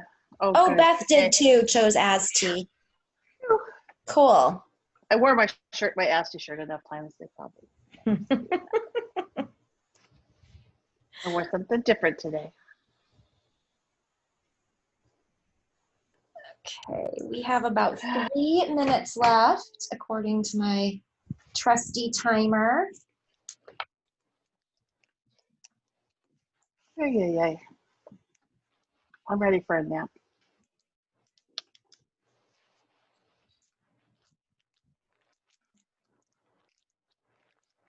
It's only 111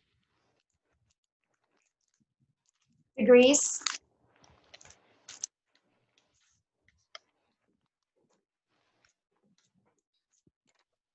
I have to grade some ISTE certification module 4 today is what my plan is. Module 3 tomorrow morning. Maybe tonight. We'll see. After swimming and cards.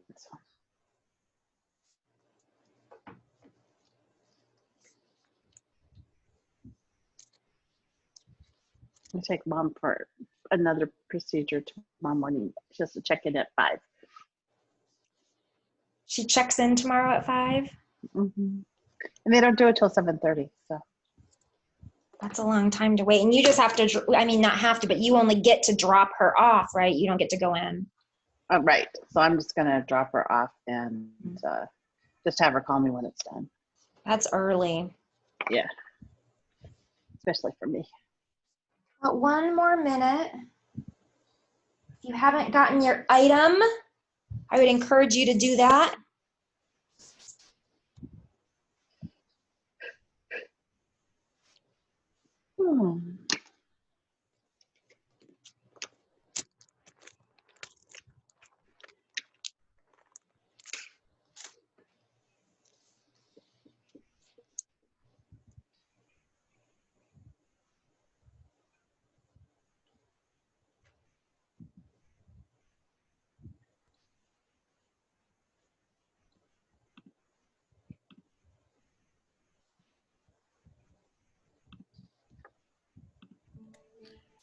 Hey, Leanne, could you pose the question again? Yes. Actually, I'll just throw it in the chat. Perfect, thank you.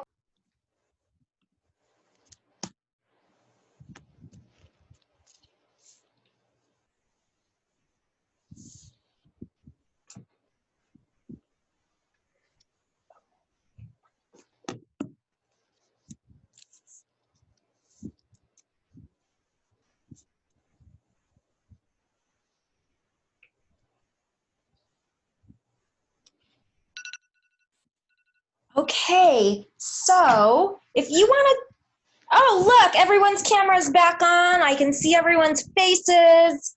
I missed you guys. Okay, so I'm just going to pull a couple of names from our hat to do our little analogy here. The first name I'm going to pull, though I'm not really pulling, I'm going to have Bart go first because Bart, you were up to introduce yourself earlier, but we didn't get a chance to hear from you. So if you want to roll your introduction into your analogy, that'd be awesome. Okay, awesome. Yeah, my name is Bart Jernigan. I'm in Kemmer, Wyoming. I am part of LCSD 1 over here, which is Lincoln County School District number 1. I know I've ran into a lot of discord with the Laramie County School District members over there. It's running off a little bit. But I am an instructional facilitator over here. We'll start that job actually here on Wednesday. So I got that coming down the pike.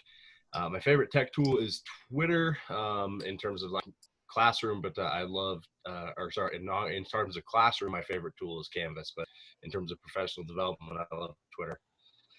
And then, so I guess my answer for the ISTE certified educator training would be, it's kind of like a training camp. I'm a coach as well as a football coach. So it's kind of like training camp where you cover a lot of basics, and maybe some of those are things you already thought you knew, but you develop a greater understanding of those fundamentals that you need in order to execute and grow and flourish, later in on the season. So I kind of see that. I think, a lot of these concepts are fundamental, and we as educators can sometimes get the mindset that we need to review those fundamentals, but I think it's valuable, particularly with technology, to review those fundamentals and make sure that we're, reaching our potential later on when we apply those in season, if you will.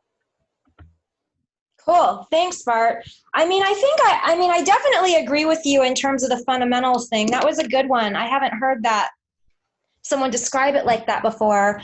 But when it comes down to it, this is really about good teaching. It's not about the technology. It's not about the shiny objects of the technology, but it's the fundamentals of good teaching and what we want our students to become. So I like that. Okay, let's hear from, no, not Samantha, because we don't have a Samantha in this course. How about Laura? Okay, so I think that ISTE training is like, or educator training is like glue, right? So it helps to kind of cement the concepts that we need to actually reinforce. And sorry, I have way too many kiddos running around. Yeah, so it helps bring it all to, brings it together and helps make it stick, if that makes sense. Yes, I love it. Let's do Arnie. Arnie's not here today. Let's hear from Heather. Okay. Well, I grabbed my water bottle, which I sort of cheated because it was right here. But all I could think about was that focusing on these standards for the last few weeks has been just a really good refresher for me. So water equals refreshing. But also, I am not the best at drinking my water. And when I do, I know I'm better for it, which is kind of like these standards. I'm not always the best at paying attention to them and purposefully integrating them. But when I do, it's for the best. And I really should do it more. Yeah. Got to get those ounces in, right? Got to get those ounces of water. And I've got my little app on my phone for how much water I drink because it makes me feel better. But I'm not that good at always doing it every day. I get that. Okay, Ryan. Okay, hi everyone. I'm kind of behind the 8 ball here, but I'm going to try and do the best I can. And I think we were supposed to come up with something that, I don't know what the artifact was, but there was something about being satisfying. Yeah? The ISTE certified educator training is like blank because here blank. Look at this. You know why I put that? Because it's like cheesecake. It is so satisfying, but if you have too much in one day, you get sick of it. Yep. Nan and I would totally agree with that. Okay, let's take this thing home and talk about some portfolio stuff. I'm going to go ahead and share my screen.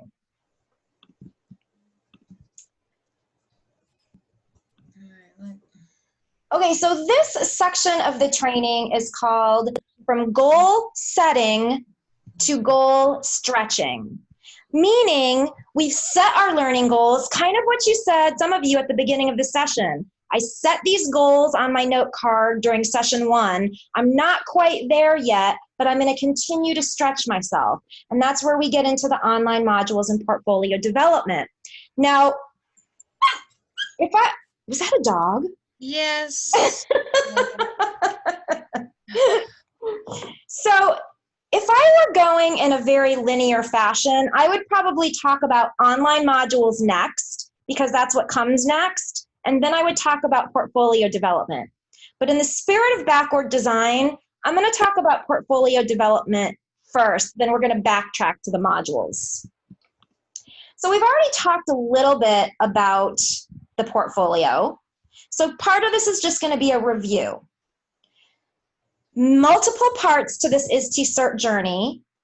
The first part, or the first phase, is the initial session, which we are ending today successfully. You have no asynchronous work to finish out this out. This is, when we're done with the Zoom session, you have completed the initial session. We'll move into the online modules.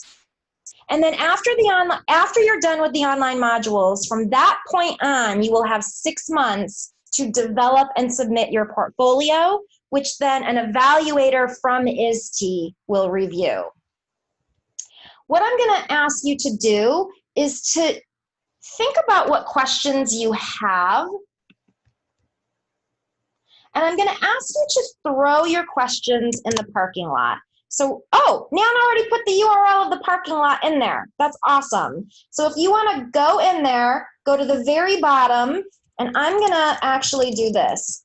Portfolio questions.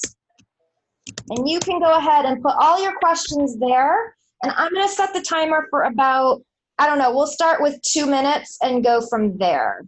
We'll see if we need more after that. Oh, gosh. Someone was all set to put their questions in.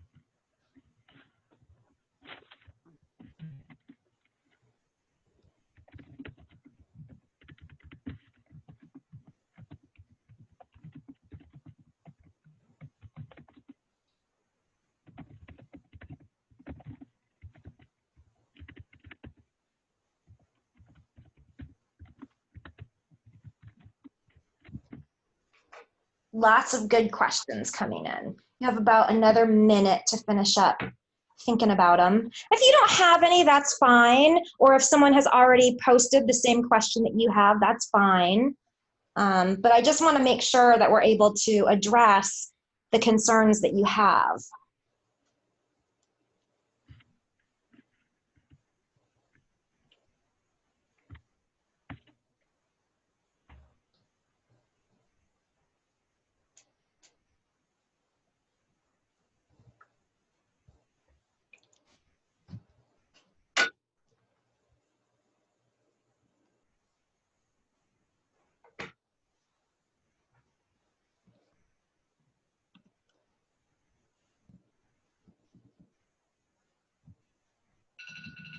Okay, if you're still entering your question, that's fine. You can continue to do that. I'm going to go ahead and start addressing some.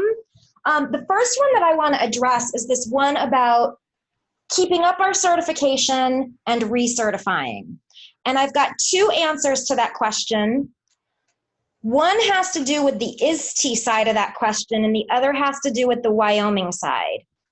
So ISTE, on the ISTE side of things, the certification lasts for 3 years. And I'm not the expert on how to recertify, but I'm going to tell you sort of in a nutshell what that looks like, is that you, in the 3 years, you can earn points for various things, for providing professional development, for reviewing tools and posting on the ISTE website, your review of different ed tech tools. There's all kinds of things that you can earn points for within your 3-year span, and it would be one of those things where you earn X amount of points and your certification keeps rolling. So it's kind of gamified like that. And all of the things that you can earn points for, they kind of relate to you continuing to be that ed tech leader, that ISTE certified educator. Now on the Wyoming front, and that would be the endorsement, unfortunately, I can't answer those questions because I don't know. So you would want to direct questions about the endorsement directly to Lori. I just don't want to say anything and lead you astray for a Wyoming specific deal. But my understanding is that endorsement does go on your teaching certificate. I don't know if it lapses. I don't know how long it lasts. Those are all questions that you'd want to ask Lori. I would highly recommend that one of you email Lori, and then maybe share the information with your peers. That would be awesome. Okay, I think I'm going to answer the rest of the questions as I go. So I'm going to go ahead and share my screen again. And again, a little bit of this is going to be review, and then we'll move forward. So again, when you submit your portfolio, you're going to be submitting an alignment map. The alignment map means the same thing as your portfolio, and your alignment map is going to consist of 24 criteria that are plucked right out of the ISTE standards for educators, plus a reflection. And so for each one of the 24 criteria and your reflection, you have the opportunity to earn a point. And so to become ISTE certified, you need to your evaluator needs to pass you on 20 out of the 25 points. The criteria guidelines document, I'm just going to keep saying those words because I want you to really understand that that's a resource that is going to help you immensely throughout the portfolio project. So there's 3 parts to an alignment map, and I'm going to show you kind of what that looks like. Here, and you guys already know, because if you did the asynchronous work from last week, you kind of went through that where you aligned the standards with the criteria. So there's kind of three parts to this thing. Well, so for each one of these criteria, so set professional learning goals is criteria number 2, you are going to have an opportunity to write about how you do that. It doesn't need to be long and hugely involved. You don't need to write a dissertation. In fact, I recommend writing about 5 to 8 sentences for each of your contextualizations, talking about how you've set professional learning goals as a learner, not how you've helped other teachers to set professional learning goals, but how you yourself have set professional learning goals. Then, whatever you write about in this 5 to 7 or 8 sentence contextualization, you're going to link to something that shows evidence of that. For this one, it might be some kind of a goal map or something that you've turned into administration with your learning goals on there and how you've met those learning goals or the strategies you're going to use to meet those learning goals or something like that. And you'll do that for all 24. So again, for the second one, or this is actually criteria number 3, actively participate in a local or global digital network. Bart just talked about Twitter. So in his contextualization, being a learner using Twitter to get your professional development, you might talk about that, Bart. That really aligns with participating in a global digital network as a learner. So you could describe that there, and then your artifact could be something that shows evidence of it. It wouldn't exactly be your Twitter account, Bart, but it might be a Google slide deck where you have screenshots and you could, put, some not narration like audio, but you kind of talk through how you use Twitter as a learner. So that would be an example of an artifact. And then again, there's 24 of these criteria, and the other 25th point you get from doing a reflection on the whole process, start to finish. All right, so in this part, what I really wanted to do was have you use your yes and no buttons. So if you remember how to get to your yes and no buttons, on the toolbar where you go to chat, there's a button that says participants. And when you click on the participants button, then at the bottom, you can then click yes or no. Can you find that and click yes for me just to know that you guys have found this? Awesome, Beth, Bart, Brenda, Heather, Randy, cool. You guys got it. All right, so I'm going to clear you guys, and I'm going to ask you this one, true or false? You will create a separate artifact for each of the portfolio criteria number 2 through 24, remembering that number 1 is the reflection. So true or false? You will create a separate artifact for each of the portfolio criteria 2 through 24. I'm seeing mixed answers here, which is awesome because we'll get to clarify that for people. So the answer to this one is actually false. So you will have to provide an artifact for each of the criteria 2 through 24, but it will not be a separate artifact for each one. Because in the portfolio, you will get to create and use 9 to 14 artifacts to show evidence of 24 criteria. So this means that some of your artifacts are going to have to play double duty. So let me give you an example. Let's say that I am talking about how I manage technology within innovative learning spaces. That's one of the criteria.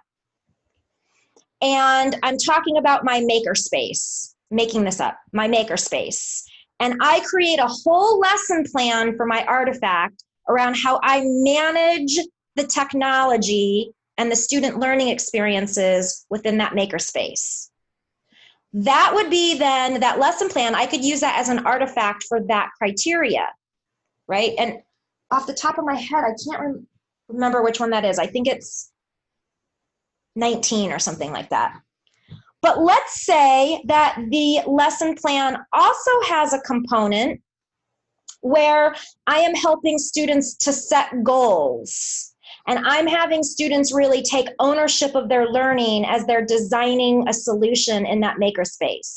That's a whole nother criteria. So I can use the same lesson plan to hit that criteria. And then let's say that I have students using the design process to create solutions within the makerspace. That's a whole nother criteria. So with one lesson plan artifact, I could show evidence of 3 different criteria. Does that make sense? Okay, I see Taylor, yep, Heather, yep, Bart, Stacy. Okay, so some of your artifacts are going to play double and triple duty. All right, next one.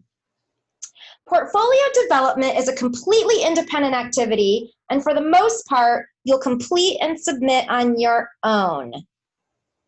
True or false?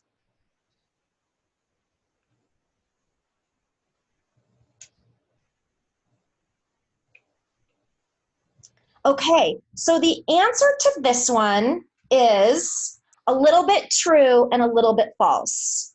So it is true that this is an independent activity. We will not be, submitting any, I will not be submitting your portfolio on your behalf. You are responsible for completing and submitting your own portfolio. However, there's tons of support available. So once you get done with the online modules, you will actually be placed into a whole other Brightspace area that is you're only allowed to be in there if you've completed the online modules. And in that Brightspace, you have access to a guidebook, examples, a community of peers from around the world who are also developing portfolios. You have instructions, you have all kinds of stuff in that Brightspace area. And Nan and I are going to continue to provide support as well. So if you remember, somewhere on here, I have, yeah, of course, the last tab I go to. Phase 2 is our online modules, but phase 3 is portfolio development support. We will get together 5 times. We have checkpoints, and by a checkpoint, I mean we are going to have a Zoom session. It will not be 3 hours, it will be 1 hour. And also, they are optional, so this isn't a requirement as strong as these initial sessions have been. But we will get together on these dates, on these times, and we will check in, and I will have a lesson for you to help you better understand how to complete a portfolio. I will also be creating some pre-work before those Zooms, like look at these things or do a task so that we can come to these Zoom sessions really ready to go. And these Zoom sessions, these check-ins, are also going to have a little homework. Homework's optional, but the thing about doing your homework for these checkpoints is we'll give you feedback on them. And so Nan and I are going to be there throughout this process to help make sure that you have the information that you need in order to submit a high quality portfolio. In addition to the 5 checkpoints, we're also going to allow you to choose 3 to 5 criterion out of the 2 through 24 to create a contextualization and an artifact and submit it to us. And we have someone on our team who has been an ISTE evaluator. She's not anymore, but she was an ISTE evaluator for the whole 2 years of this program, who is going to provide you evaluator quality feedback on your 3 to 5 examples that you submit. So again, we're going to kind of be there with you throughout this process. All right, last question. And I saw this on the parking lot. So since portfolio development is a mostly independent process, it's not a good idea to turn in the same artifact as a colleague with whom I collaborate.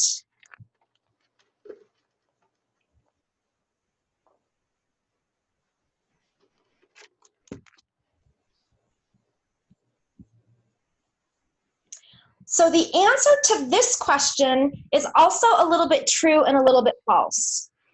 You are allowed to turn in the same artifact as a peer or colleague. You must write different contextualizations. Because contextualizations are really personal because they're about you and your practice. So let's say that I'm collaborating with Nan, which we do all the time, and we turn in our artifact. Let's say our artifact is a grant proposal we wrote together. Well, the way that we both use that artifact to explain how we met the criteria is going to be a personal reflection. That's going to be for our own practice. So I'm going to have to write about how I met whatever criteria through that artifact, and Nan's going to explain how it helped her meet a criteria. So yes, you can turn in the same artifact. Yes, you have to write different contextualizations. I always think it's a very good idea to be transparent when you do that, because a lot of times the evaluator gets both of your portfolios to score, the same evaluator. And so if you can imagine an evaluator that sees 2 of the same artifacts, it's one thing if the person kind of stated in their contextualization, like, I worked with Nan on this, my colleague Nan, to do this, and Nan says the same thing, as opposed to an evaluator just seeing the same artifact twice without that information. So I always recommend to disclose that collaboration if you are working with someone. And then the last question is, for all of you who don't work with K-12 students directly, how can I develop evidence that meet the indicators? So Bart, this is going to apply to you. Cynthia, this is probably, well, no, Cynthia, you do teach students, right? So this is for all the people who don't teach K-12 students, but you may teach teachers. The answer is very simple. Your students are your teachers. So for example, when the criteria says, gosh, I need to have my alignment map up when I'm talking about this.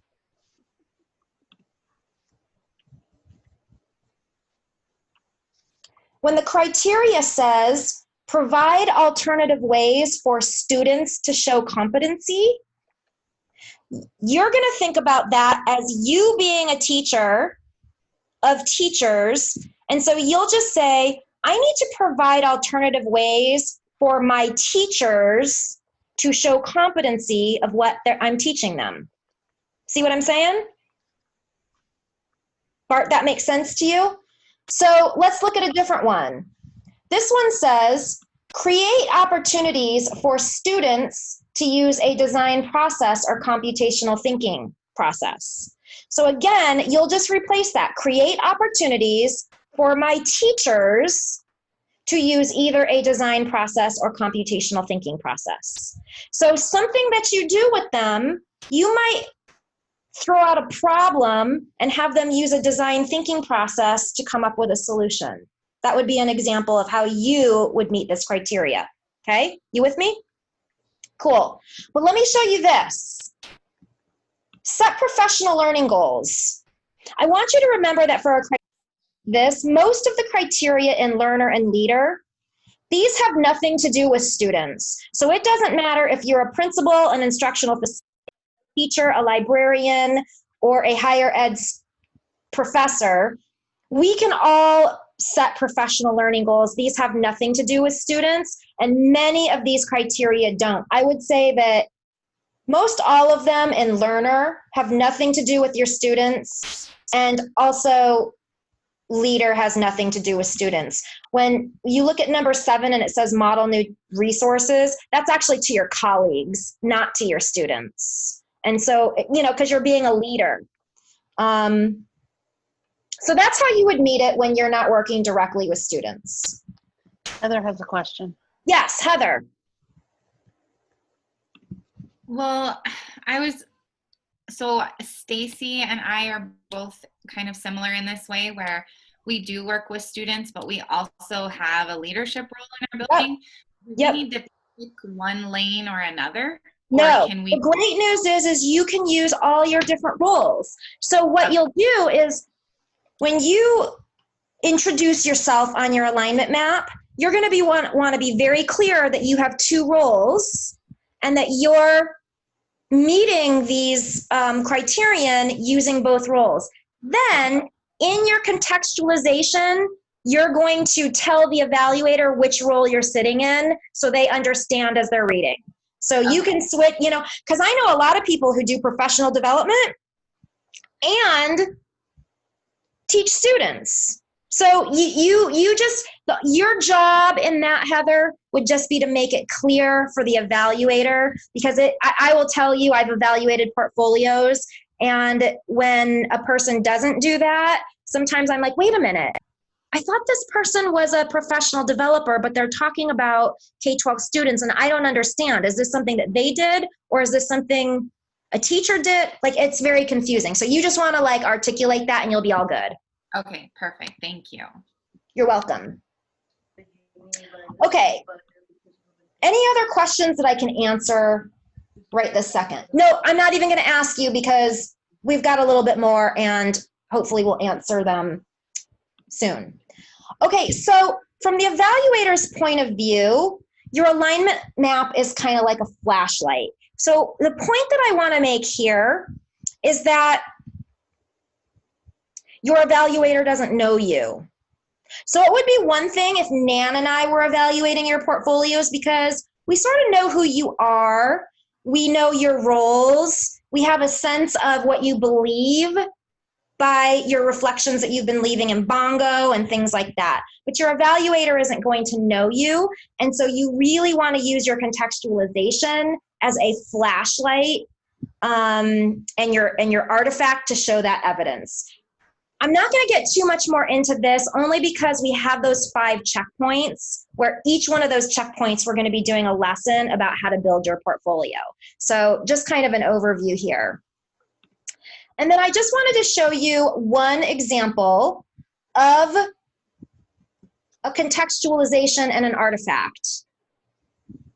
And this is number 14. This comes from the Collaborator Standard. And this one talks about facilitating students' virtual meetings with experts or students. So it's like how Nan today in the one presentation said, if you had technology, you could hook your students up with some veterans using technology. That would be an example of this particular criterion. But you can see, and the reason I wanted to bring this up was you can see how the submitter wrote the contextualization. You can see about how long it is. You can see that she wrote it in first person. You can see all those things. By the way, we're going to be looking at much more examples during our checkpoints. So this is just a little preview. Okay, then when I click on the artifact, because the artifact is supposed to kind of show the evidence of what you said in your contextualization. So this is a little video showing the kids Skyping with the virtual expert. So that would be the evidence. This portfolio was created by Suzanne Salih from the Creighton School District, and she passed with flying colors. I think well, I shouldn't tell you because that would be a violation of FERPA for me to tell you her score, but she did very, very well on her portfolio. And I'm so excited to tell you that Suzanne is going to be, along with Nan, your second facilitator for the online modules. So I'm going to stop here for a second because our very next slide is talking about the online modules. So I'm going to stop here, and I'm going to let you know that Suzanne is on the Zoom session with us. And I'm going to give Suzanne a couple of minutes to introduce herself and tell you a little bit more about her. Hi, Suzanne.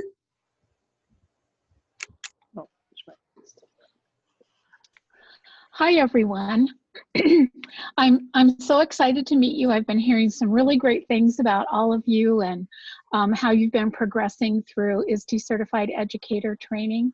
And so I'm going to be excited to continue working with you as you work through your online modules. And how very honored I feel that Leanne included one of my artifacts to show you today. So I am the Instructional Technology Specialist for the Creighton School District in Phoenix, Arizona. I've been doing this for a number of years.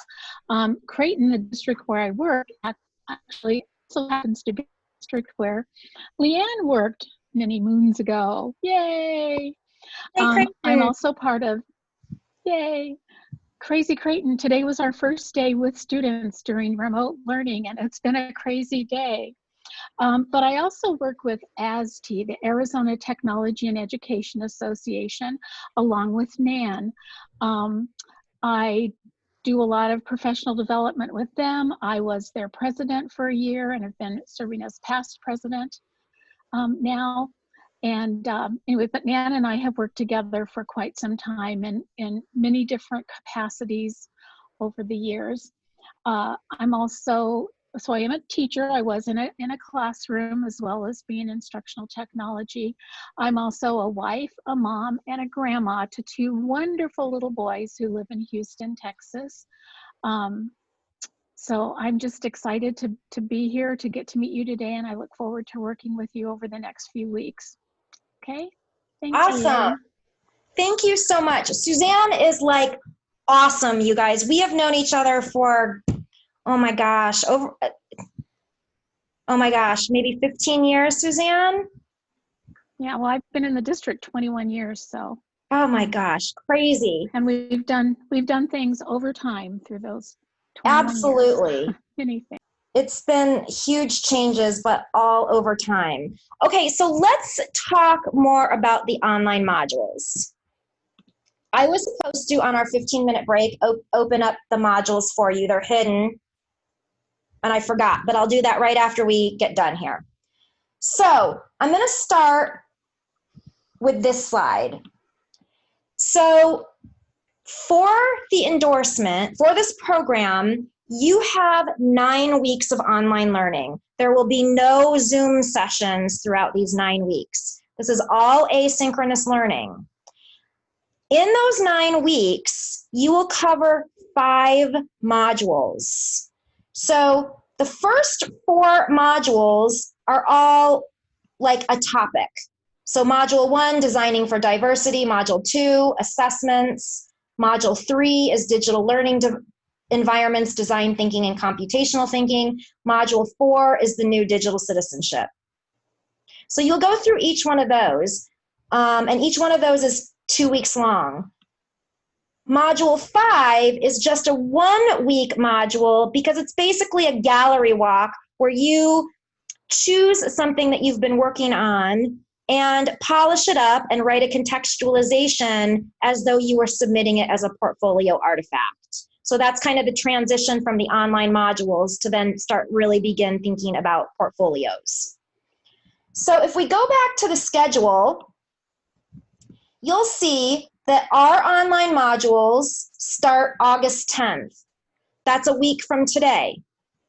So the rest of this week, you've got nothing to do ISTE-wise other than read a couple emails that Nana's going to be sending you that sort of give you a little bit more information about these online modules. That's all you have to do for ISTE until Monday. The online modules are designed to be taken in a weekly format. So here's what I mean by that. Again, I wish I had opened these up, but I didn't. So when you click on module 1, okay, here's all the stuff that you've been looking at, right? Not the course resources. You've been looking at ISTE certification with all your synchronous and asynchronous sessions. Just below synchronous number 4, you are going to see module 1, 2, 3, 4, and 5. When I click on module 1, that drops down into a week 1 and a week 2. That's where I said each module 1 through 4 is going to have week 1 and week 2. So when I click on week 1, you can see all of the tasks that you'll be completing asynchronously. And because you have experience working through our asynchronous tasks that you've been doing over the last 3 weeks, these should be very familiar to you. So you'll click on each one. This happens to just be an overview. There's nothing to do there. I'll use my breadcrumbs to go back.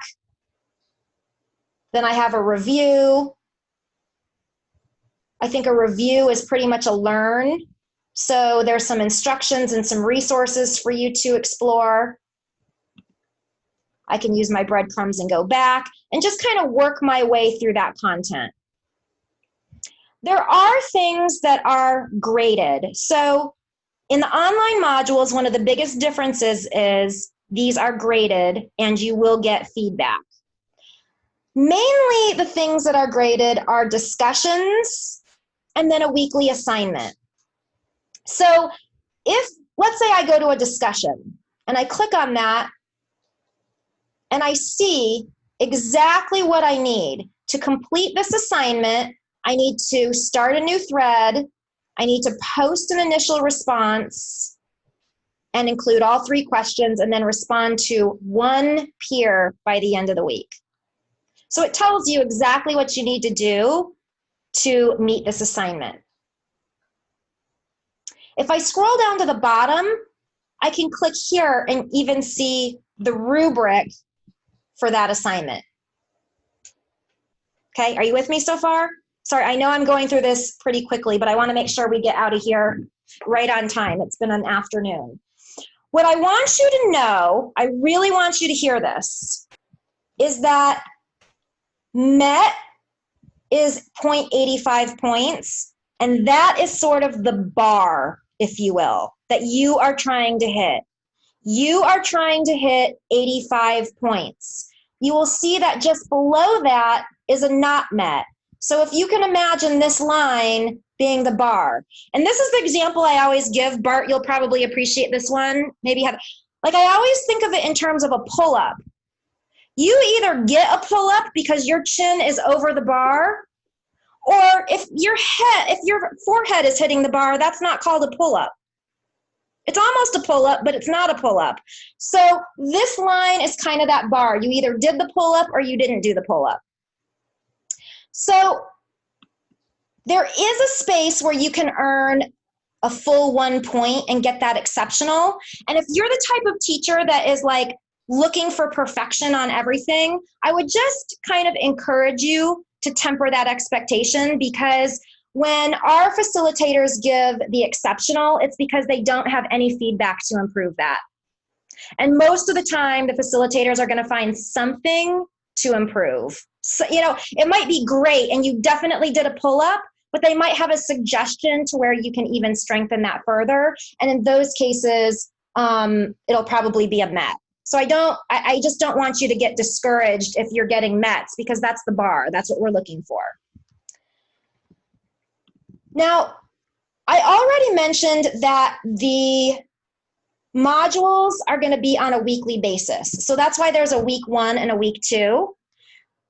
What that means is basically kind of the same as you've been working through in these initial sessions. All of your work, it's going to start on Monday, and it should be turned in by Sunday at midnight. And that's sort of that weekly due date. I'm going to stop sharing for a minute so I can chat with you about this one, because this is really important. So for 9 weeks, you'll have this work to complete, and you have all week from Monday to Sunday night at midnight. Suzanne and Nan are kind of, I'm going to, bear with me. They're kind of strict on deadlines. So they really want your work to be turned in by Sunday at midnight. And one of the reasons for that is because if you get off track in this program, it's really hard to get back on. It's really hard to catch up and do the next week's work. So they're going to try and really keep you on your weekly track. That being said, we totally promote life. We totally understand that life happens, and we promote your health and well-being. So if there is ever a time that you are unable to get your assignment completed by Sunday at midnight, all you have to do is email your facilitator and say, I need an extension. Can I have an extra day or 2 days or whatever you need? And their answer will be yes. You know what I mean? So there's like a balance. They're going to try really hard to, promote sticking to that weekly schedule, just to promote your success in getting through the modules, making sure that your discussions are authentic because you're actually talking to other people, making sure that if there's a peer feedback piece that you're actually able to get and give peer feedback in a timely manner. But they totally understand that life happens, 100%. So just don't ghost them. Right? Yeah, Nan, right. We also know that you all are dealing with a bunch of stuff. So if you said, Nan, starting school this week, I'm up to my eyeballs. Can I please have a 2-day extension on this assignment? The answer will be yes. Okay, here's the other thing that you need to know. All of the modules will be open the whole time. So if you, for example, know that you're going to have a really busy week during week 4 and you want to get started on week 4 stuff early, you totally can, because they're all going to be open. Like, no problem with that whatsoever. And you should also know that if for any reason your facilitator deems that your assignment, your chin didn't quite get over that bar, they're going to provide you very detailed feedback in terms of what would need to be added or revised. And then you'll have a chance to resubmit that so you can get your chin over the bar. One of the reasons we do it that way is because we feel like in order for you to be ready, if we're going to do our job to prepare you to create a successful portfolio, that means your chin should be above the bar on all of the assignments. And if it's not above the bar, it's our job, it's the facilitator's job to give you the feedback you need so that you can get your chin over the bar. You know what I mean? That if we don't do that, if we don't provide you that feedback, then we're not doing our job for you. We're not servicing you and your needs. Okay, what else do I need to talk about? Let me see here. We want you to pass. That is exactly right. Okay, so I guess the last thing that I wanted to do was just share with you a little bit about the Brightspace navigation. But by the way, I think we're going to send you a little screencast that reviews this. So you'll during the week, that'll be one of Nan's emails. But I'm just going to show you here again that the modules are along the side. They drop into week 1 or week 2, and these are meant to be in order. You'll want to make sure that you do these in order. I already showed you what a discussion looks like. When I scroll down, the other thing that's usually graded is anything that says assignment by it. So when I click on this assignment, again, anytime something is going to be graded, it's going to tell you exactly what you need to do to complete that assignment with all your instructions. Dang it. And again, you will always see a rubric there as well.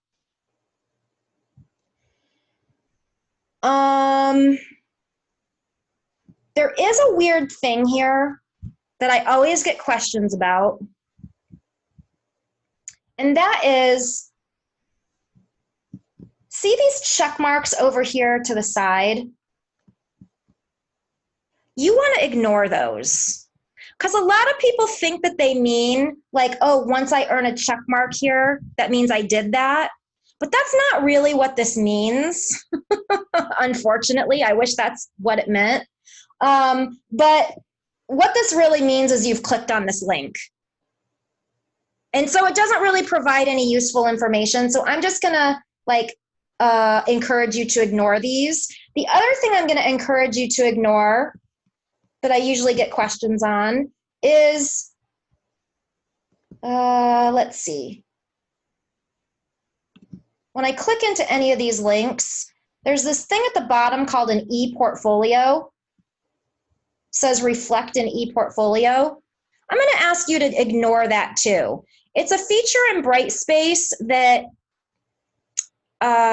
for some reason it doesn't allow us to turn it off. We're not using this particular feature of Brightspace, but Brightspace doesn't allow us to make that button go away.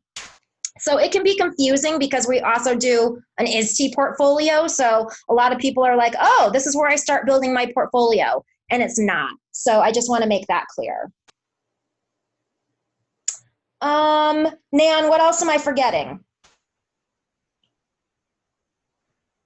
In terms of, you guys know how to peer review someone on the bongos because you've been doing that. And just make sure that you're going back to that very first session with Leanne, in which you talked about pushing,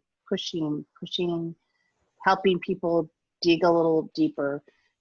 I agree, or I agree, and have you thought about blah, blah, blah.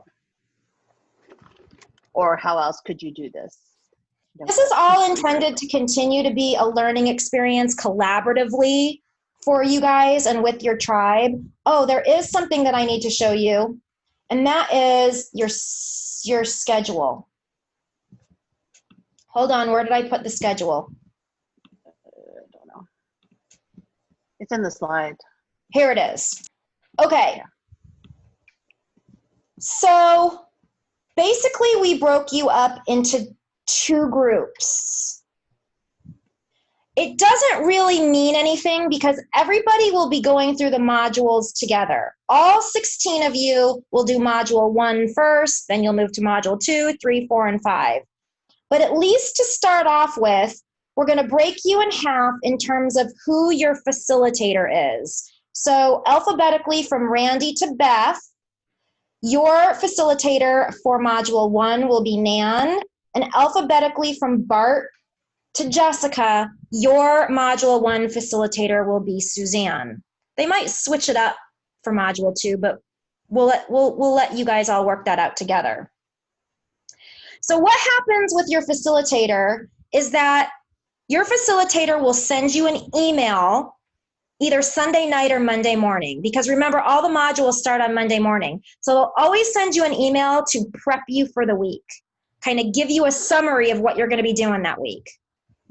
If you look at that email, that's going to give you a good sense, a good overview without having to click into every individual week. It gives you the big picture. A lot of times they will encourage you to post your initial discussion by midweek. It's not a due date, but it is encouraged so that like discussion can unfold. The facilitators will probably send an email around Wednesday or Thursday, sort of nudging you, right? Just nudging you saying, hey, don't forget that you've got some online work to do. Remember, this is what we're doing. Here's a reminder. If you have any questions about the content, you would reach out to your facilitator, Nan or Suzanne, whoever you're assigned to, and you'll submit your work on Sunday. Nan and Suzanne are going to do their very diggity darndest best to score your work and get you feedback in a timely manner. So our goal is 48 hours. It's not always right on the money for 48 hours, but that is our goal every week, is to get you scored and feedback by Tuesday end of day, or maybe not end of business day for Nan because she works until like 1 or 2 in the morning, but kind of that time frame. Mm-hmm. And then again, the next Sunday night or Monday morning, you'll get your next email for your next work. So it's kind of a circular process. Okay, that's sort of what you need to know. And by the way, again, Nan is going to be sending you some emails this week before you get started.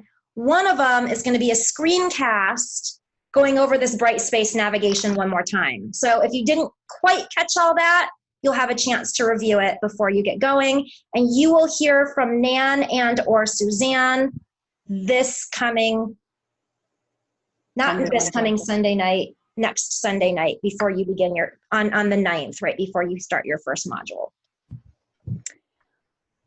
What questions do you have? You can just take yourself off mute.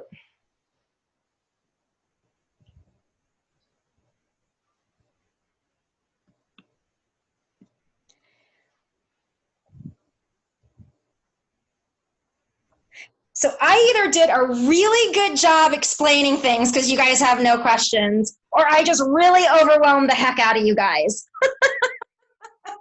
Or a little bit of both.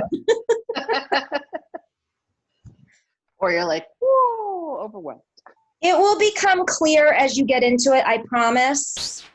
That's why we give you this whole week to kind of decompress, and for Nan to send you those couple of emails so you can kind of warm up and get acclimated to the next phase.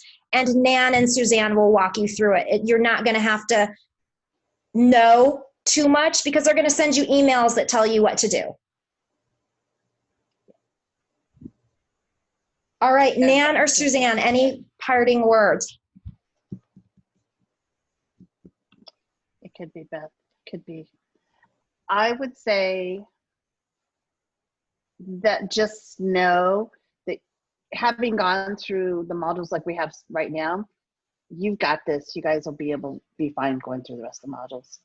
You've got the format. You know how to use all the tools. Yeah, you guys are going to rock this. I know it. Okay, we have 2 minutes left, and with that 2 minutes, I'm going to ask you to type in the chat an answer that kind of encapsulates these two idea questions, or one or the other. What did you do in the past 3 weeks that you wouldn't have done before this training? Or when you go back to work, what will be your first step in applying what you've learned here to your practice? That's kind of your exit ticket. And I just want to tell you guys how much I'm going to miss you next Monday. I hope that you will stay in touch with me since I'm not one of your online facilitators, but I will be back for your portfolio support. And I'm leaving you in the very best hands you could possibly want with Nan and Suzanne. They are total experts.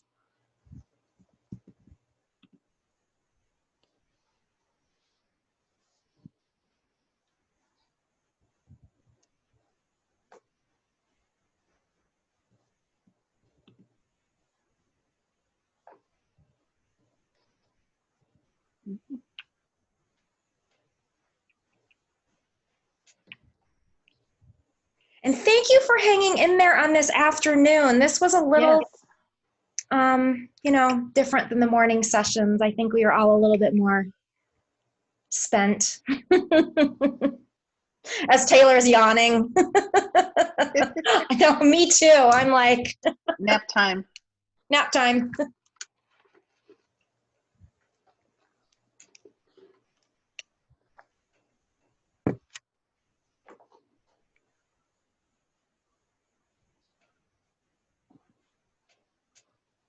You definitely guys are your tribe right now for sure. Thanks, man. Thanks, man. Thank you, Brenda. I'll miss you next Monday, Brenda. It'll be weird, huh? Mm-hmm. It will. Right, thank you. Thank you. Hey, Leanne or Nan, I've just got a quick question. How do I get the recorded session on this? Oh, that reminds me, I can stop recording.